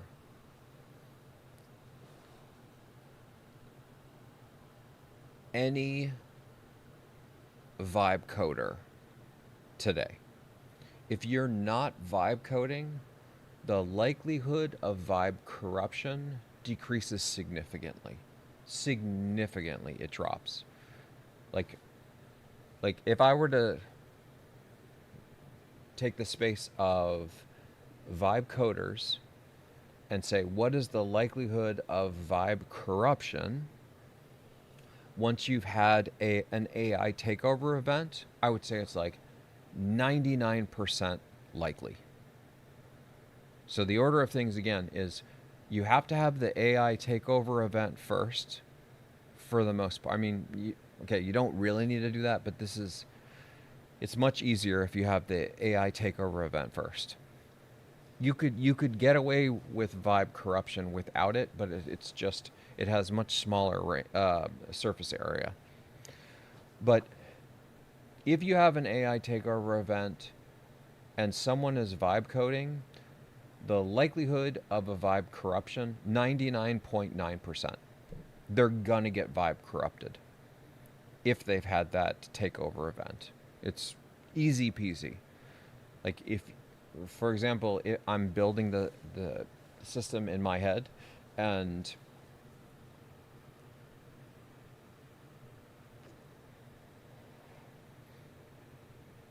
yeah, with the technology that we have today with small language models, even the small language models that we have at Merle. So literally, I'm taking the small language models that we have at Merle today that we are already deploying, and then I'm considering applying those SLMs to, instead of do code synthesis for good, to do code synthesis for bad. You could literally use the Merle models with the right prompts in the SLM form to do vibe corruption today. Easy peasy. The technology already exists. It's already being deployed. It takes almost no effort. All it is a prompt. It's essentially a very carefully curated prompt, because the prompt basically has to instruct the small language model on the specific type of corruption that should be done. And so it basically has to, and again, I'm just figuring this out in my head, so this is probably going to have holes, but the prompt needs to instruct the small language model the type of exploit that it wants, and then it needs to share the code, some amount of code to it, which will fit within the context window of the SLM, and then it needs to generate and exploit a corruption for that context with a relatively small code footprint. Any of us could probably write this prompt and actually get it working within an hour. Like, my team, I could ask them to do this, and they could literally write a functional prompt to use the technology we have today at Merle to generate a vibe corruption exploit within an hour, and it would be working. That part's easy peasy. It's super simple. The part that's hard is getting the AI takeover event. You have to find the surface area attack, or the supply chain vulnerability, or the copycat clone. This part is significantly harder. But once you're in the system, the second part is it's freaking piece of cake. Now, if they're not vibe coding,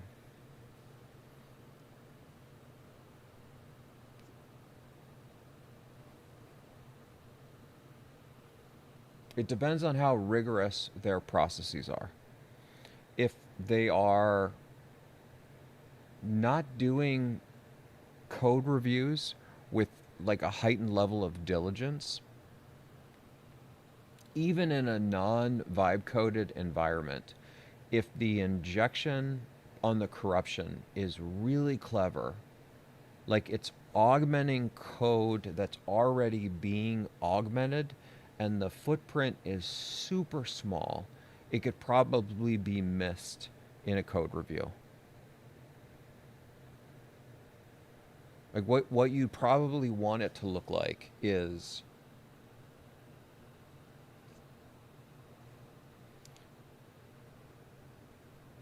you would want the exploit function to probably look like a helper function. So you would name it something that looks benign, like get attribute, right? And it actually does do the get attribute. It does this operation. So it has the actual behavior that you want.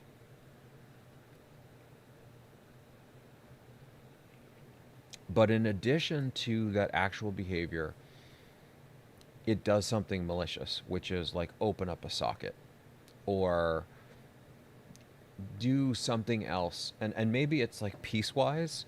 So it doesn't fully execute the complete like payload, payload deployment in a single step. Maybe it's a multi-phase type of thing.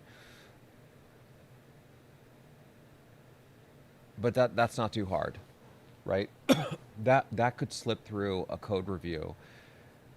But then you need to call this function, and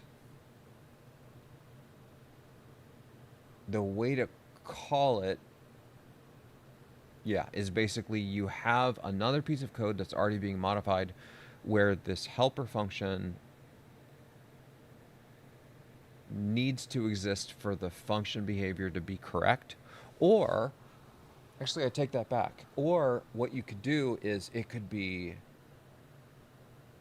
extra work that's not necessary, but would slip through a code review as something like it's future proofing this thing. It's like you're trying to get all the details of this object because you're going to serialize it or something, and there's some data that is maybe not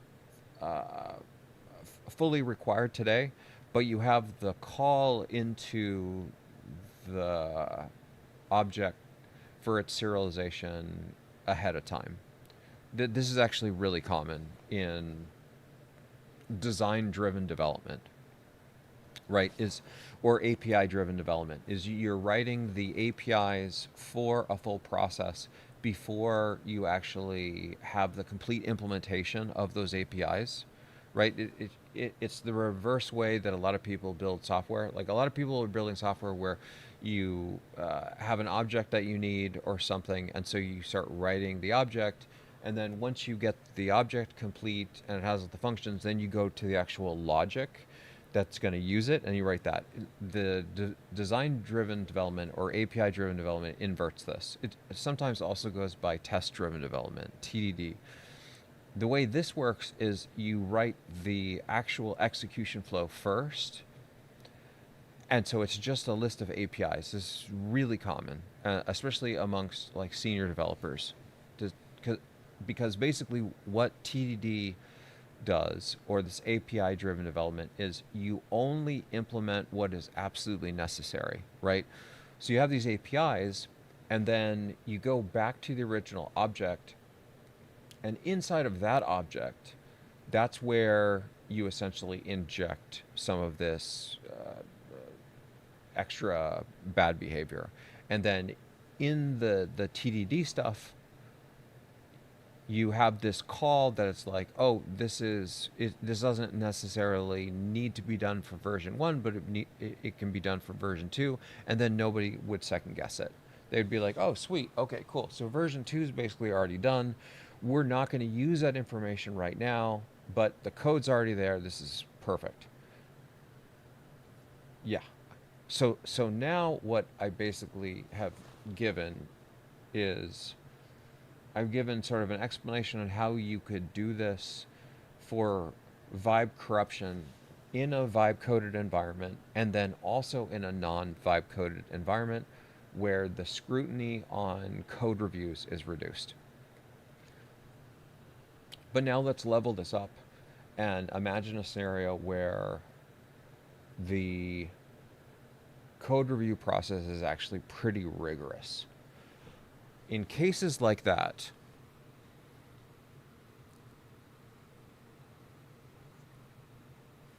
it's going to be really hard for vibe corruption to happen. Those places that are like super buttoned up, they're probably not going to fall victim to this. They're going to spot it. So even if they have the 8 event, the AI takeover event, when the AI start to do the vibe corruption, the developers are going to spot it. And then the moment that they spot it, they're going to realize that the AIs have gone rogue, and then they're going to try to fix or actually correct the AI takeover event, and then you're hosed. All right.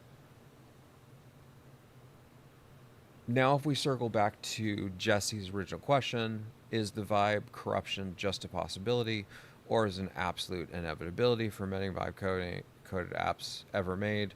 I think we kind of have a general answer. Yeah, let me know, Jesse, if that's kind of sufficient for what you're thinking.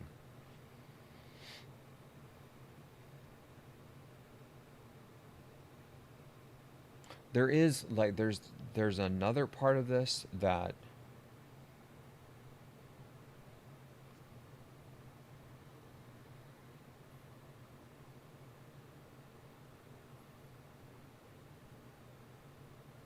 there's another part of this that I hadn't really been thinking about until now, which is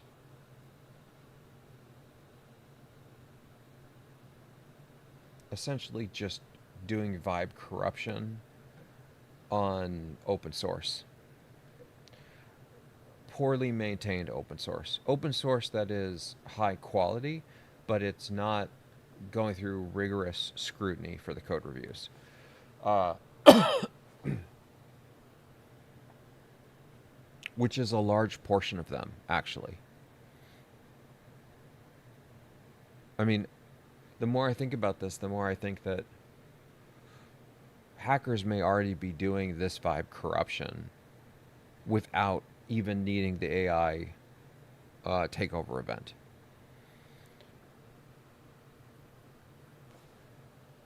Let me give you an example. But by the way, is this making sense? What I'm explaining here?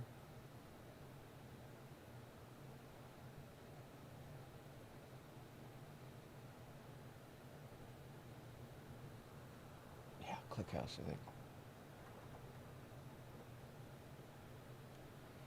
ClickHouse is probably a really good example for this. By the way, oh my gosh, ClickHouse, guys. For any of you that are part of the GTT community, you are welcome to download Mentor and use it for free for sort of like an indefinite period.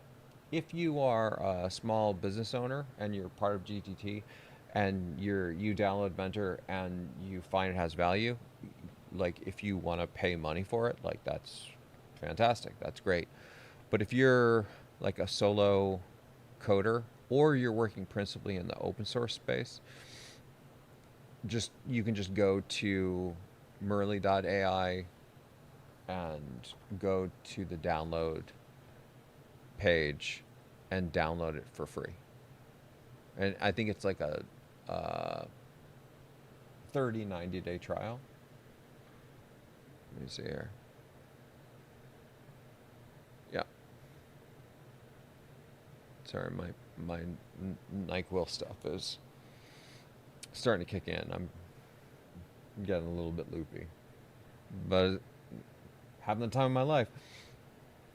Okay, yeah. So you basically just go here, Merly AI Early Access, and then you fill out your name and your email, and then what the automated system will do is it'll send over an email to you with a GitHub link and an activation key, and then you'll be able to install Mentor. Now, the reason why I'm mentioning this is I just started thinking about how you could use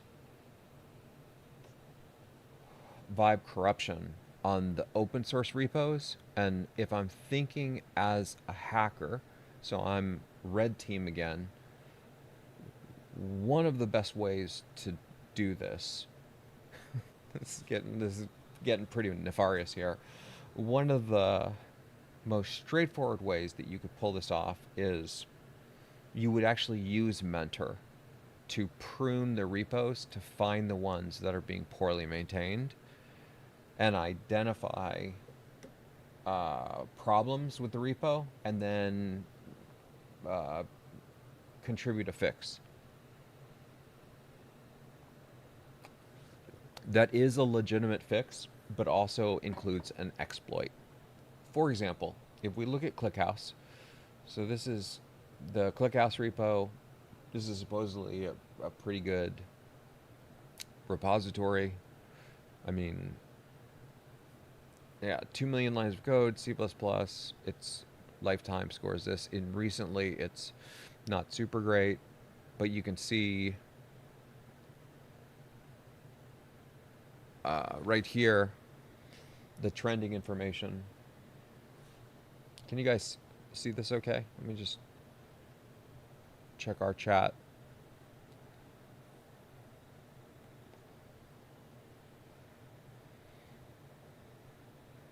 Okay, I have no idea how many people are active, but I'm just going to keep rocking it.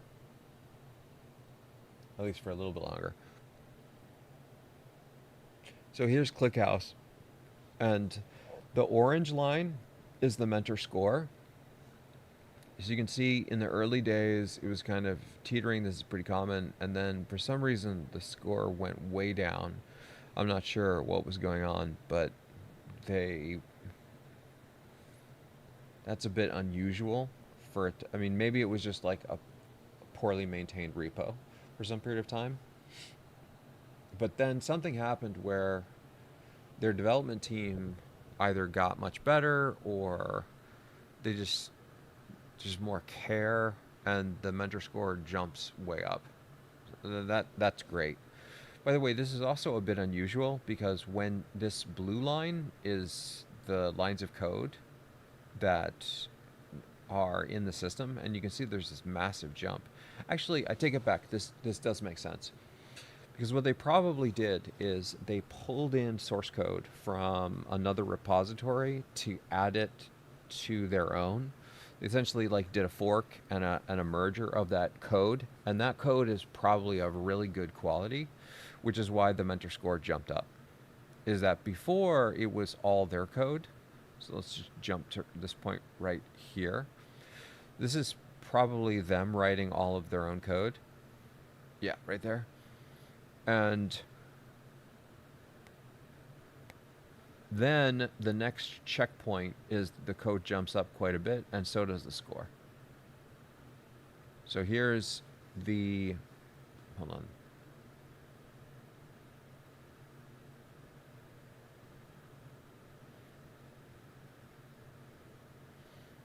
All right, let's just bring this down a little bit more. No, not that. Okay, here we go.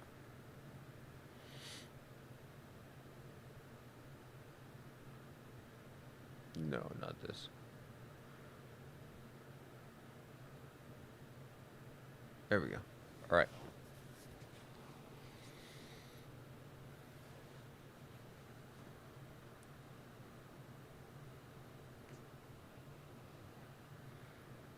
So here's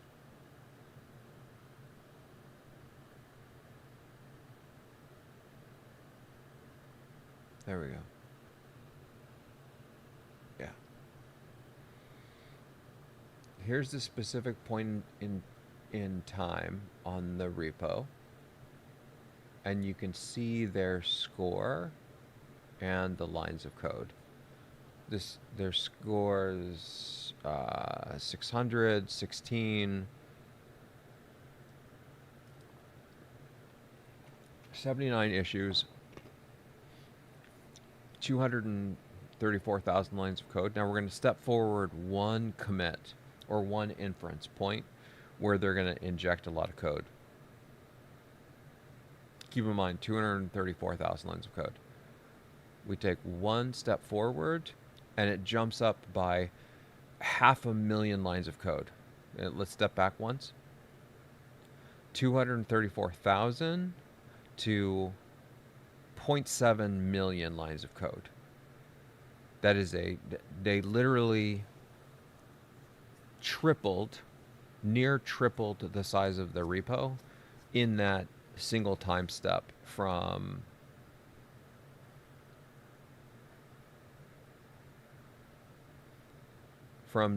the end of November 2015 to March 2016. So in a 3-month period of time, they added 500,000 lines of code, and this is before vibe coding. So there's just it's that's spectacularly impossible for humans to do. This is pulling in essentially another repo. That's my strong conclusion. And then that makes sense because this other code that they pulled in is actually really high quality. It's probably something that they vetted for some period of time. So the score increases. And that's why you see this jump in the lines of code and in the quality. And then they do it a couple more times. They step forward here again. This is more just probably integration stuff, fixing bugs. And then they're about to do it one more time. This is going to also lead to a major jump. So they're now at, yeah. And notice how their score is getting significantly better. This is also kind of a demonstration of, even though Mentor only looks at control expressions, how you can use control expressions as a high order representation of the general quality of almost all code. The idea is simple. If the control expressions are of really high quality, the rest of the code is likely to be high quality because control expressions are usually one of the most complicated pieces of code and the thing that people get wrong the fastest. Because it's very easy to let control expressions run away from you. We're actually going to look at how ClickHouse actually did this very thing. Is they let the control expressions run away from them, I suspect fully by vibe coding, which led them to this disaster that they're in. Keep in mind this red line here, these are the number of issues. And so having a number of, I think, for example, Devin, are you out there?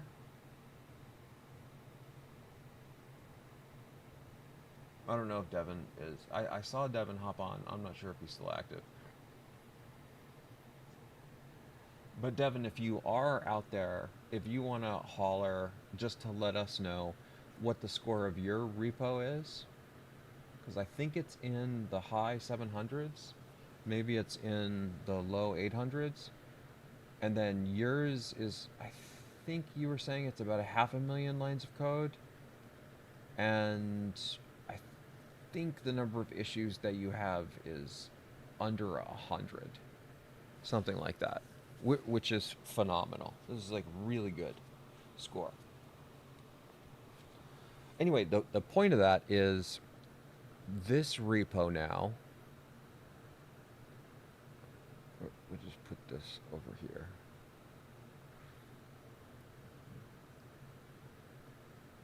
This repo is, uh-oh, come back. All right, sorry guys, give me a second.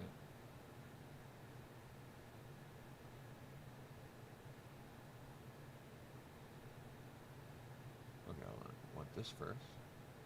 Give me this. All right. Give me this. Okay. And now,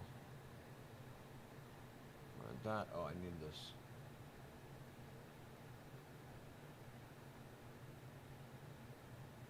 This one. Do I need this one for? Boom. Boom. Okay.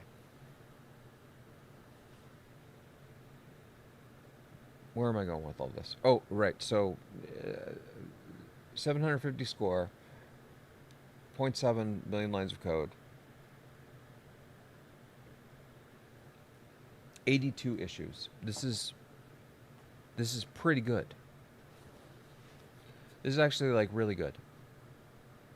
Now check this out. We're going to jump to where it is currently, and this is a concrete example of what vibe coding can do to your quality.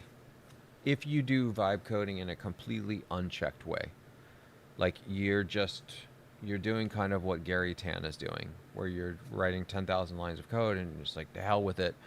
And in some sense, again, it's not even the AI's fault. I don't even know that I blame the AIs as much as I blame the humans. Because if you just vibe code, the vibe coding systems are going to put forward minimal effort on the inference because they're trying to keep essentially their token overhead and their compute costs down, right? In some sense, they're doing this for you. But what happens is if you do this in perpetuity, then the code is gradually getting worse and worse. It's getting bigger and bigger. Therefore, you're starting to exceed the context window size. So the AIs don't have the space to reason about things completely. So they start speculating, and then it's just spaghetti code on spaghetti code on spaghetti code, and it just kind of continues down this path of destruction. So here you have ClickHouse in 2016, let's say early 2017. Hold on, let's jump to the high point. This is actually becoming a really fascinating case study, I think.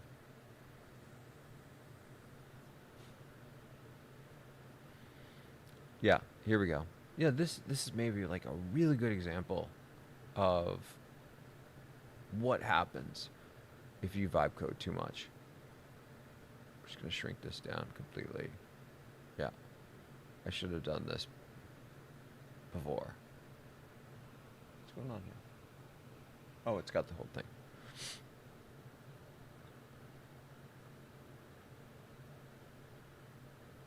All right. So now, here they're continuing. The blue line's the line of code. The red line are the number of issues, right? And the orange line is the mentor score. This is essentially the peak of their really good score. If we go back one here, this was the peak of them adding in their source code, the new source code. And then I think that they yanked it. Is that here's my speculation of what happened here. Is they added in these new repos, and it cranked up their mentor score significantly because this is deeply trusted code from a third party. It's probably like highly trusted FOSS code. And then what they did is they yanked out the utility of this open source and put it in their source. And the way to tell this is that if you go to this point right before, by the way, this is, if we look at this from a very high level, like machine programming kind of way, this is I think a concrete example of why temporal reasoning can help you do intent-based meta reasoning. Because we're looking at I realize that's a lot of words, and I'm not trying to be fancy here. The idea is, through the passage of time, we can understand the intention behind people's actions. And that's essentially what I think I'm able to do here by reasoning about this, is I can see that they're adding all this code in a very short period of time. I know that this is before vibe coding happened, so there's no way it is humanly possible for them to be writing this much code. And on top of that, if you write this much code that has like strong utility for your repos, there's no reason to delete this code. You would just leave it in there. But what they probably did is they forked these repos, they dropped the source code directly into their project, and then they lifted out the code that has strong utility for them, and then they discarded the rest. And the way to tell is their original repo size before this event of pulling in all the source and then massaging it and then going back down to the next step is right about here. It's right about here in time. So keep in mind 234,000 lines of code. We click on this, and now it's 331,000 lines of code. It's 100,000 lines of code. It's an increase in 100,000 lines of code. And on top of that, their quality score went up. Is you went from a score of 616 with 79 open issues, 616, 79 open issues, to 857, 57 open issues. So now they did a whole bunch of iterative refinement on that code, improved it, deleted all the extra stuff. Their score increases significantly. The lines of code is 50% more, and they only have 57 open issues. They're doing fantastic. It's like it's pretty good. It's like they leveled themselves up significantly. All right. So everything's going great, right? And then they get to about here. Let's say here. Okay, we gotta increase this a little bit because I can't read this anymore. It's just too small. All right. Now at this point, we are in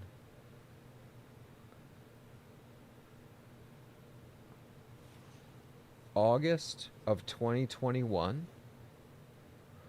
And this is, think about this. GitHub Copilot existed at this point. Yeah. Did it? Yes, GitHub Copilot did. ChatGPT didn't. ChatGPT didn't come out until Q4 of 2022. But, yeah, and I remember because I was still at Intel at this point, and GitHub Copilot was one of the main reasons why I left Intel. Is I was like, I need to do the machine programming thing for real. GitHub Copilot is happening.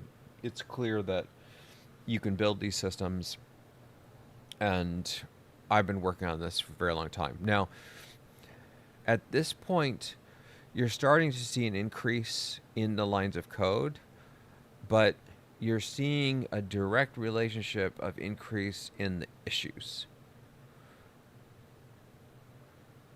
And when they were doing this before, when, like, this is kind of the ideal world here, is over here, they increased the lines of code by 100,000, but they reduced the issues by 20 or something. This is, like, spectacular.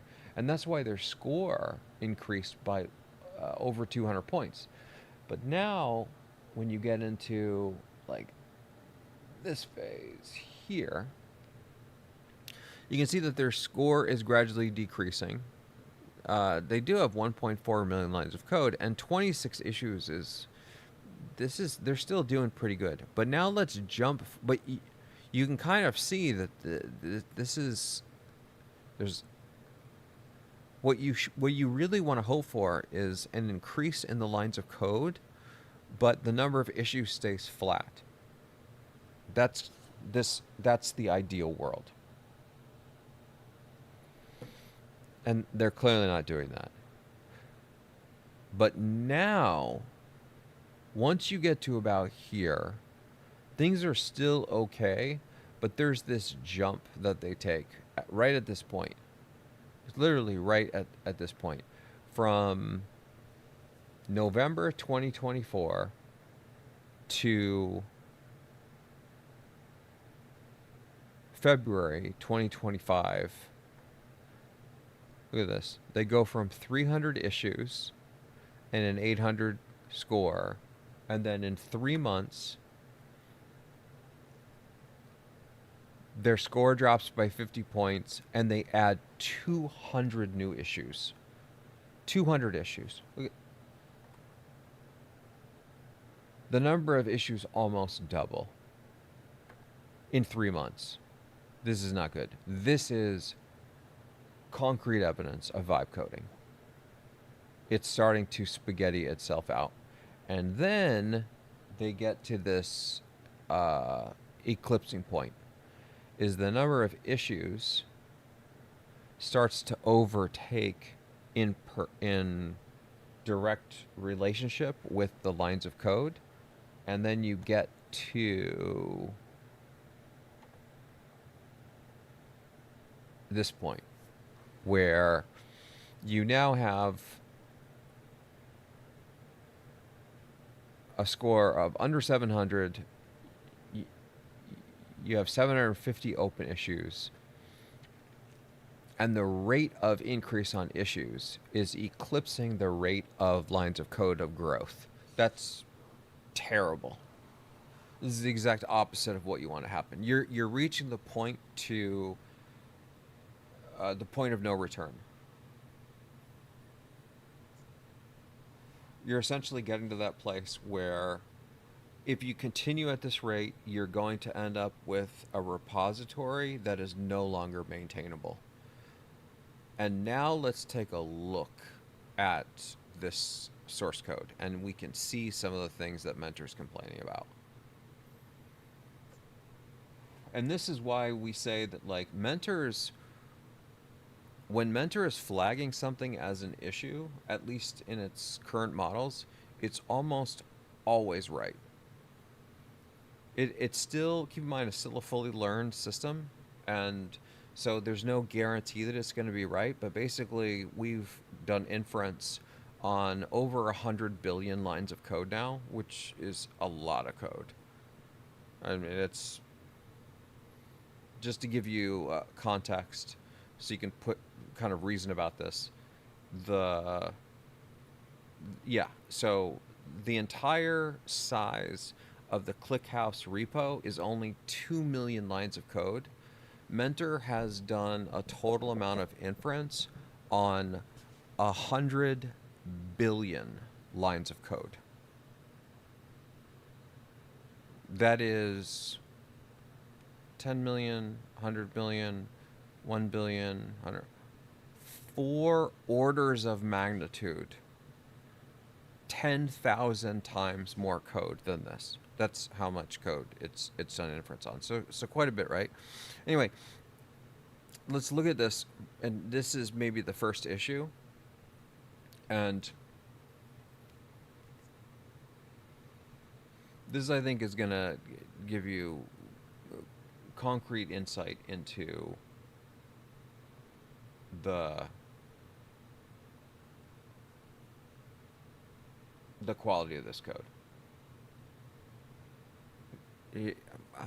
They changed the coloring of this, but I think maybe we'll call it a night once I show this. But here is, I think they're trying to make it like less obnoxious, but I think it's actually a little bit harder to see. This is the line of code that Mentor is complaining about.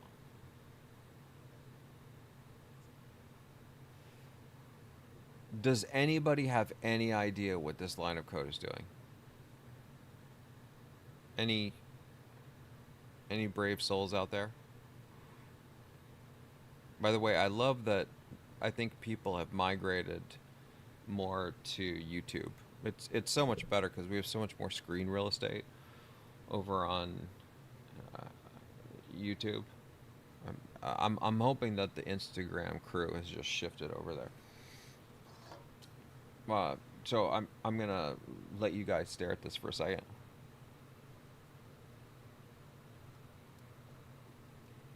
Well, while you're looking at this, I'm gonna bring up this guy. This is our Substack. We're like full multitasking. Yeah, so here's our Substack. And while that's on, actually let's bring up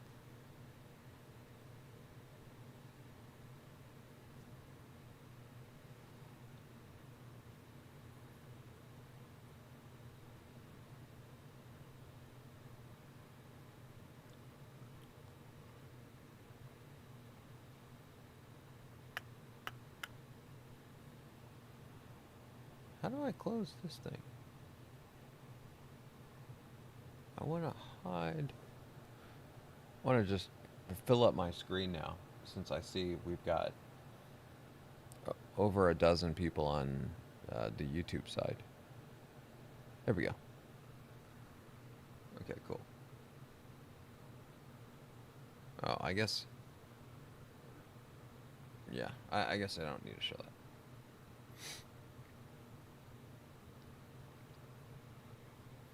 Okay. Uh,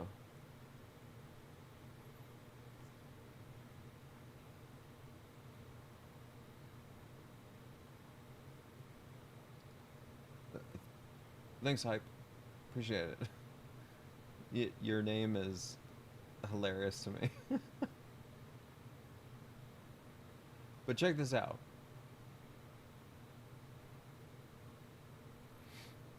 And this is the whole reason, just to circle back on why we were looking at this.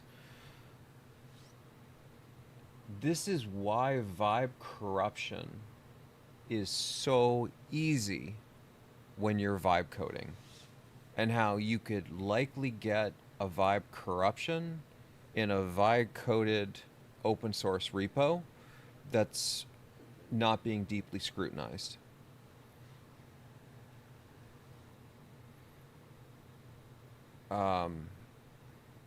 Man, I really want to move my camera so I can see, you guys can see this. But I'm just gonna.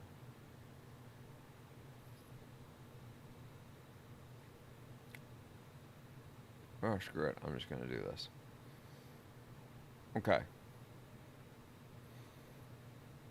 Look at this nonsense. This is just a massive if-else tree.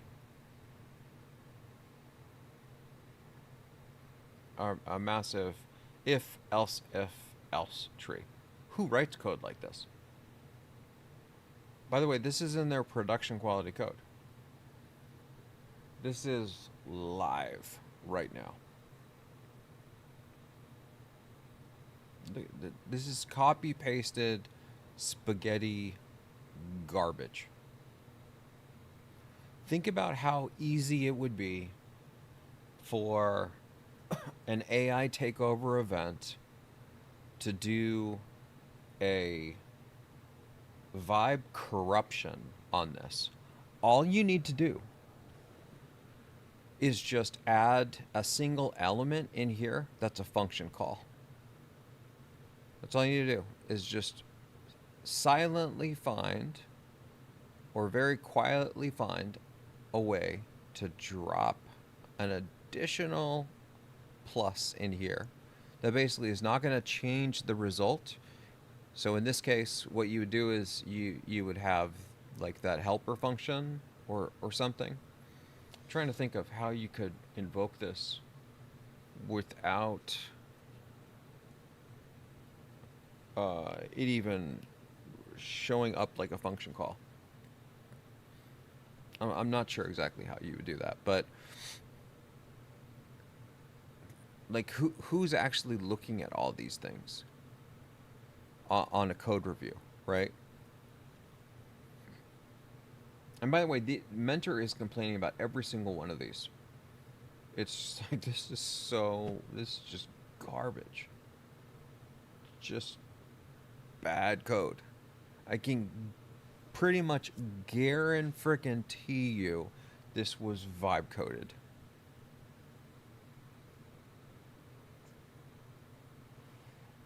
And a vibe corruption here, you would just add a single additional thing here. It would probably slip through the code review, because clearly all of this is slipped through the code review. And now you've owned this repo. And you essentially own all of the ClickHouse customers. On top of that, what makes this repo in particular like such a great target for these vibe corruptions, we're gonna have to do like a deeper dive on this, but the the the part that makes this so dubious is once you infect the machine with a vibe corruption on this, you're almost guaranteed to infect another system that is going to result in a daisy chain.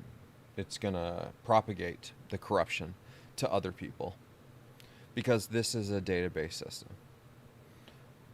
And what are database systems used for? They're used as a fundamental component for other software systems. And now not only do you own ClickHouse and the ClickHouse customers, you then can infect through a daisy chain the customers of the software that's being built that's using ClickHouse. Thus, the whole point of this article. Going back to, and it gets worse. It doesn't stop here. A really clever 8 system won't just perform vibe corruption. It'll be done so the newly infected apps phone home and download the very 8 models to the customers who are being infected by the vibe corruption. Now you have a self-replicating AI system, the potential to spread from a single infected machine to potentially millions of people while remaining nearly invisible as it self-replicates and infects. Key example. All right, folks, this was super fun. Thank you guys for joining and lasting for 2.5 hours. I see that a lot of you actually still stuck around for a good portion of it. That makes me super happy. And yeah, we're getting into some good stuff. So we may talk again tomorrow. We may take a break and then reconvene like on Thursday or Friday. But for the time being, let's call this a wrap and keep going and keep growing.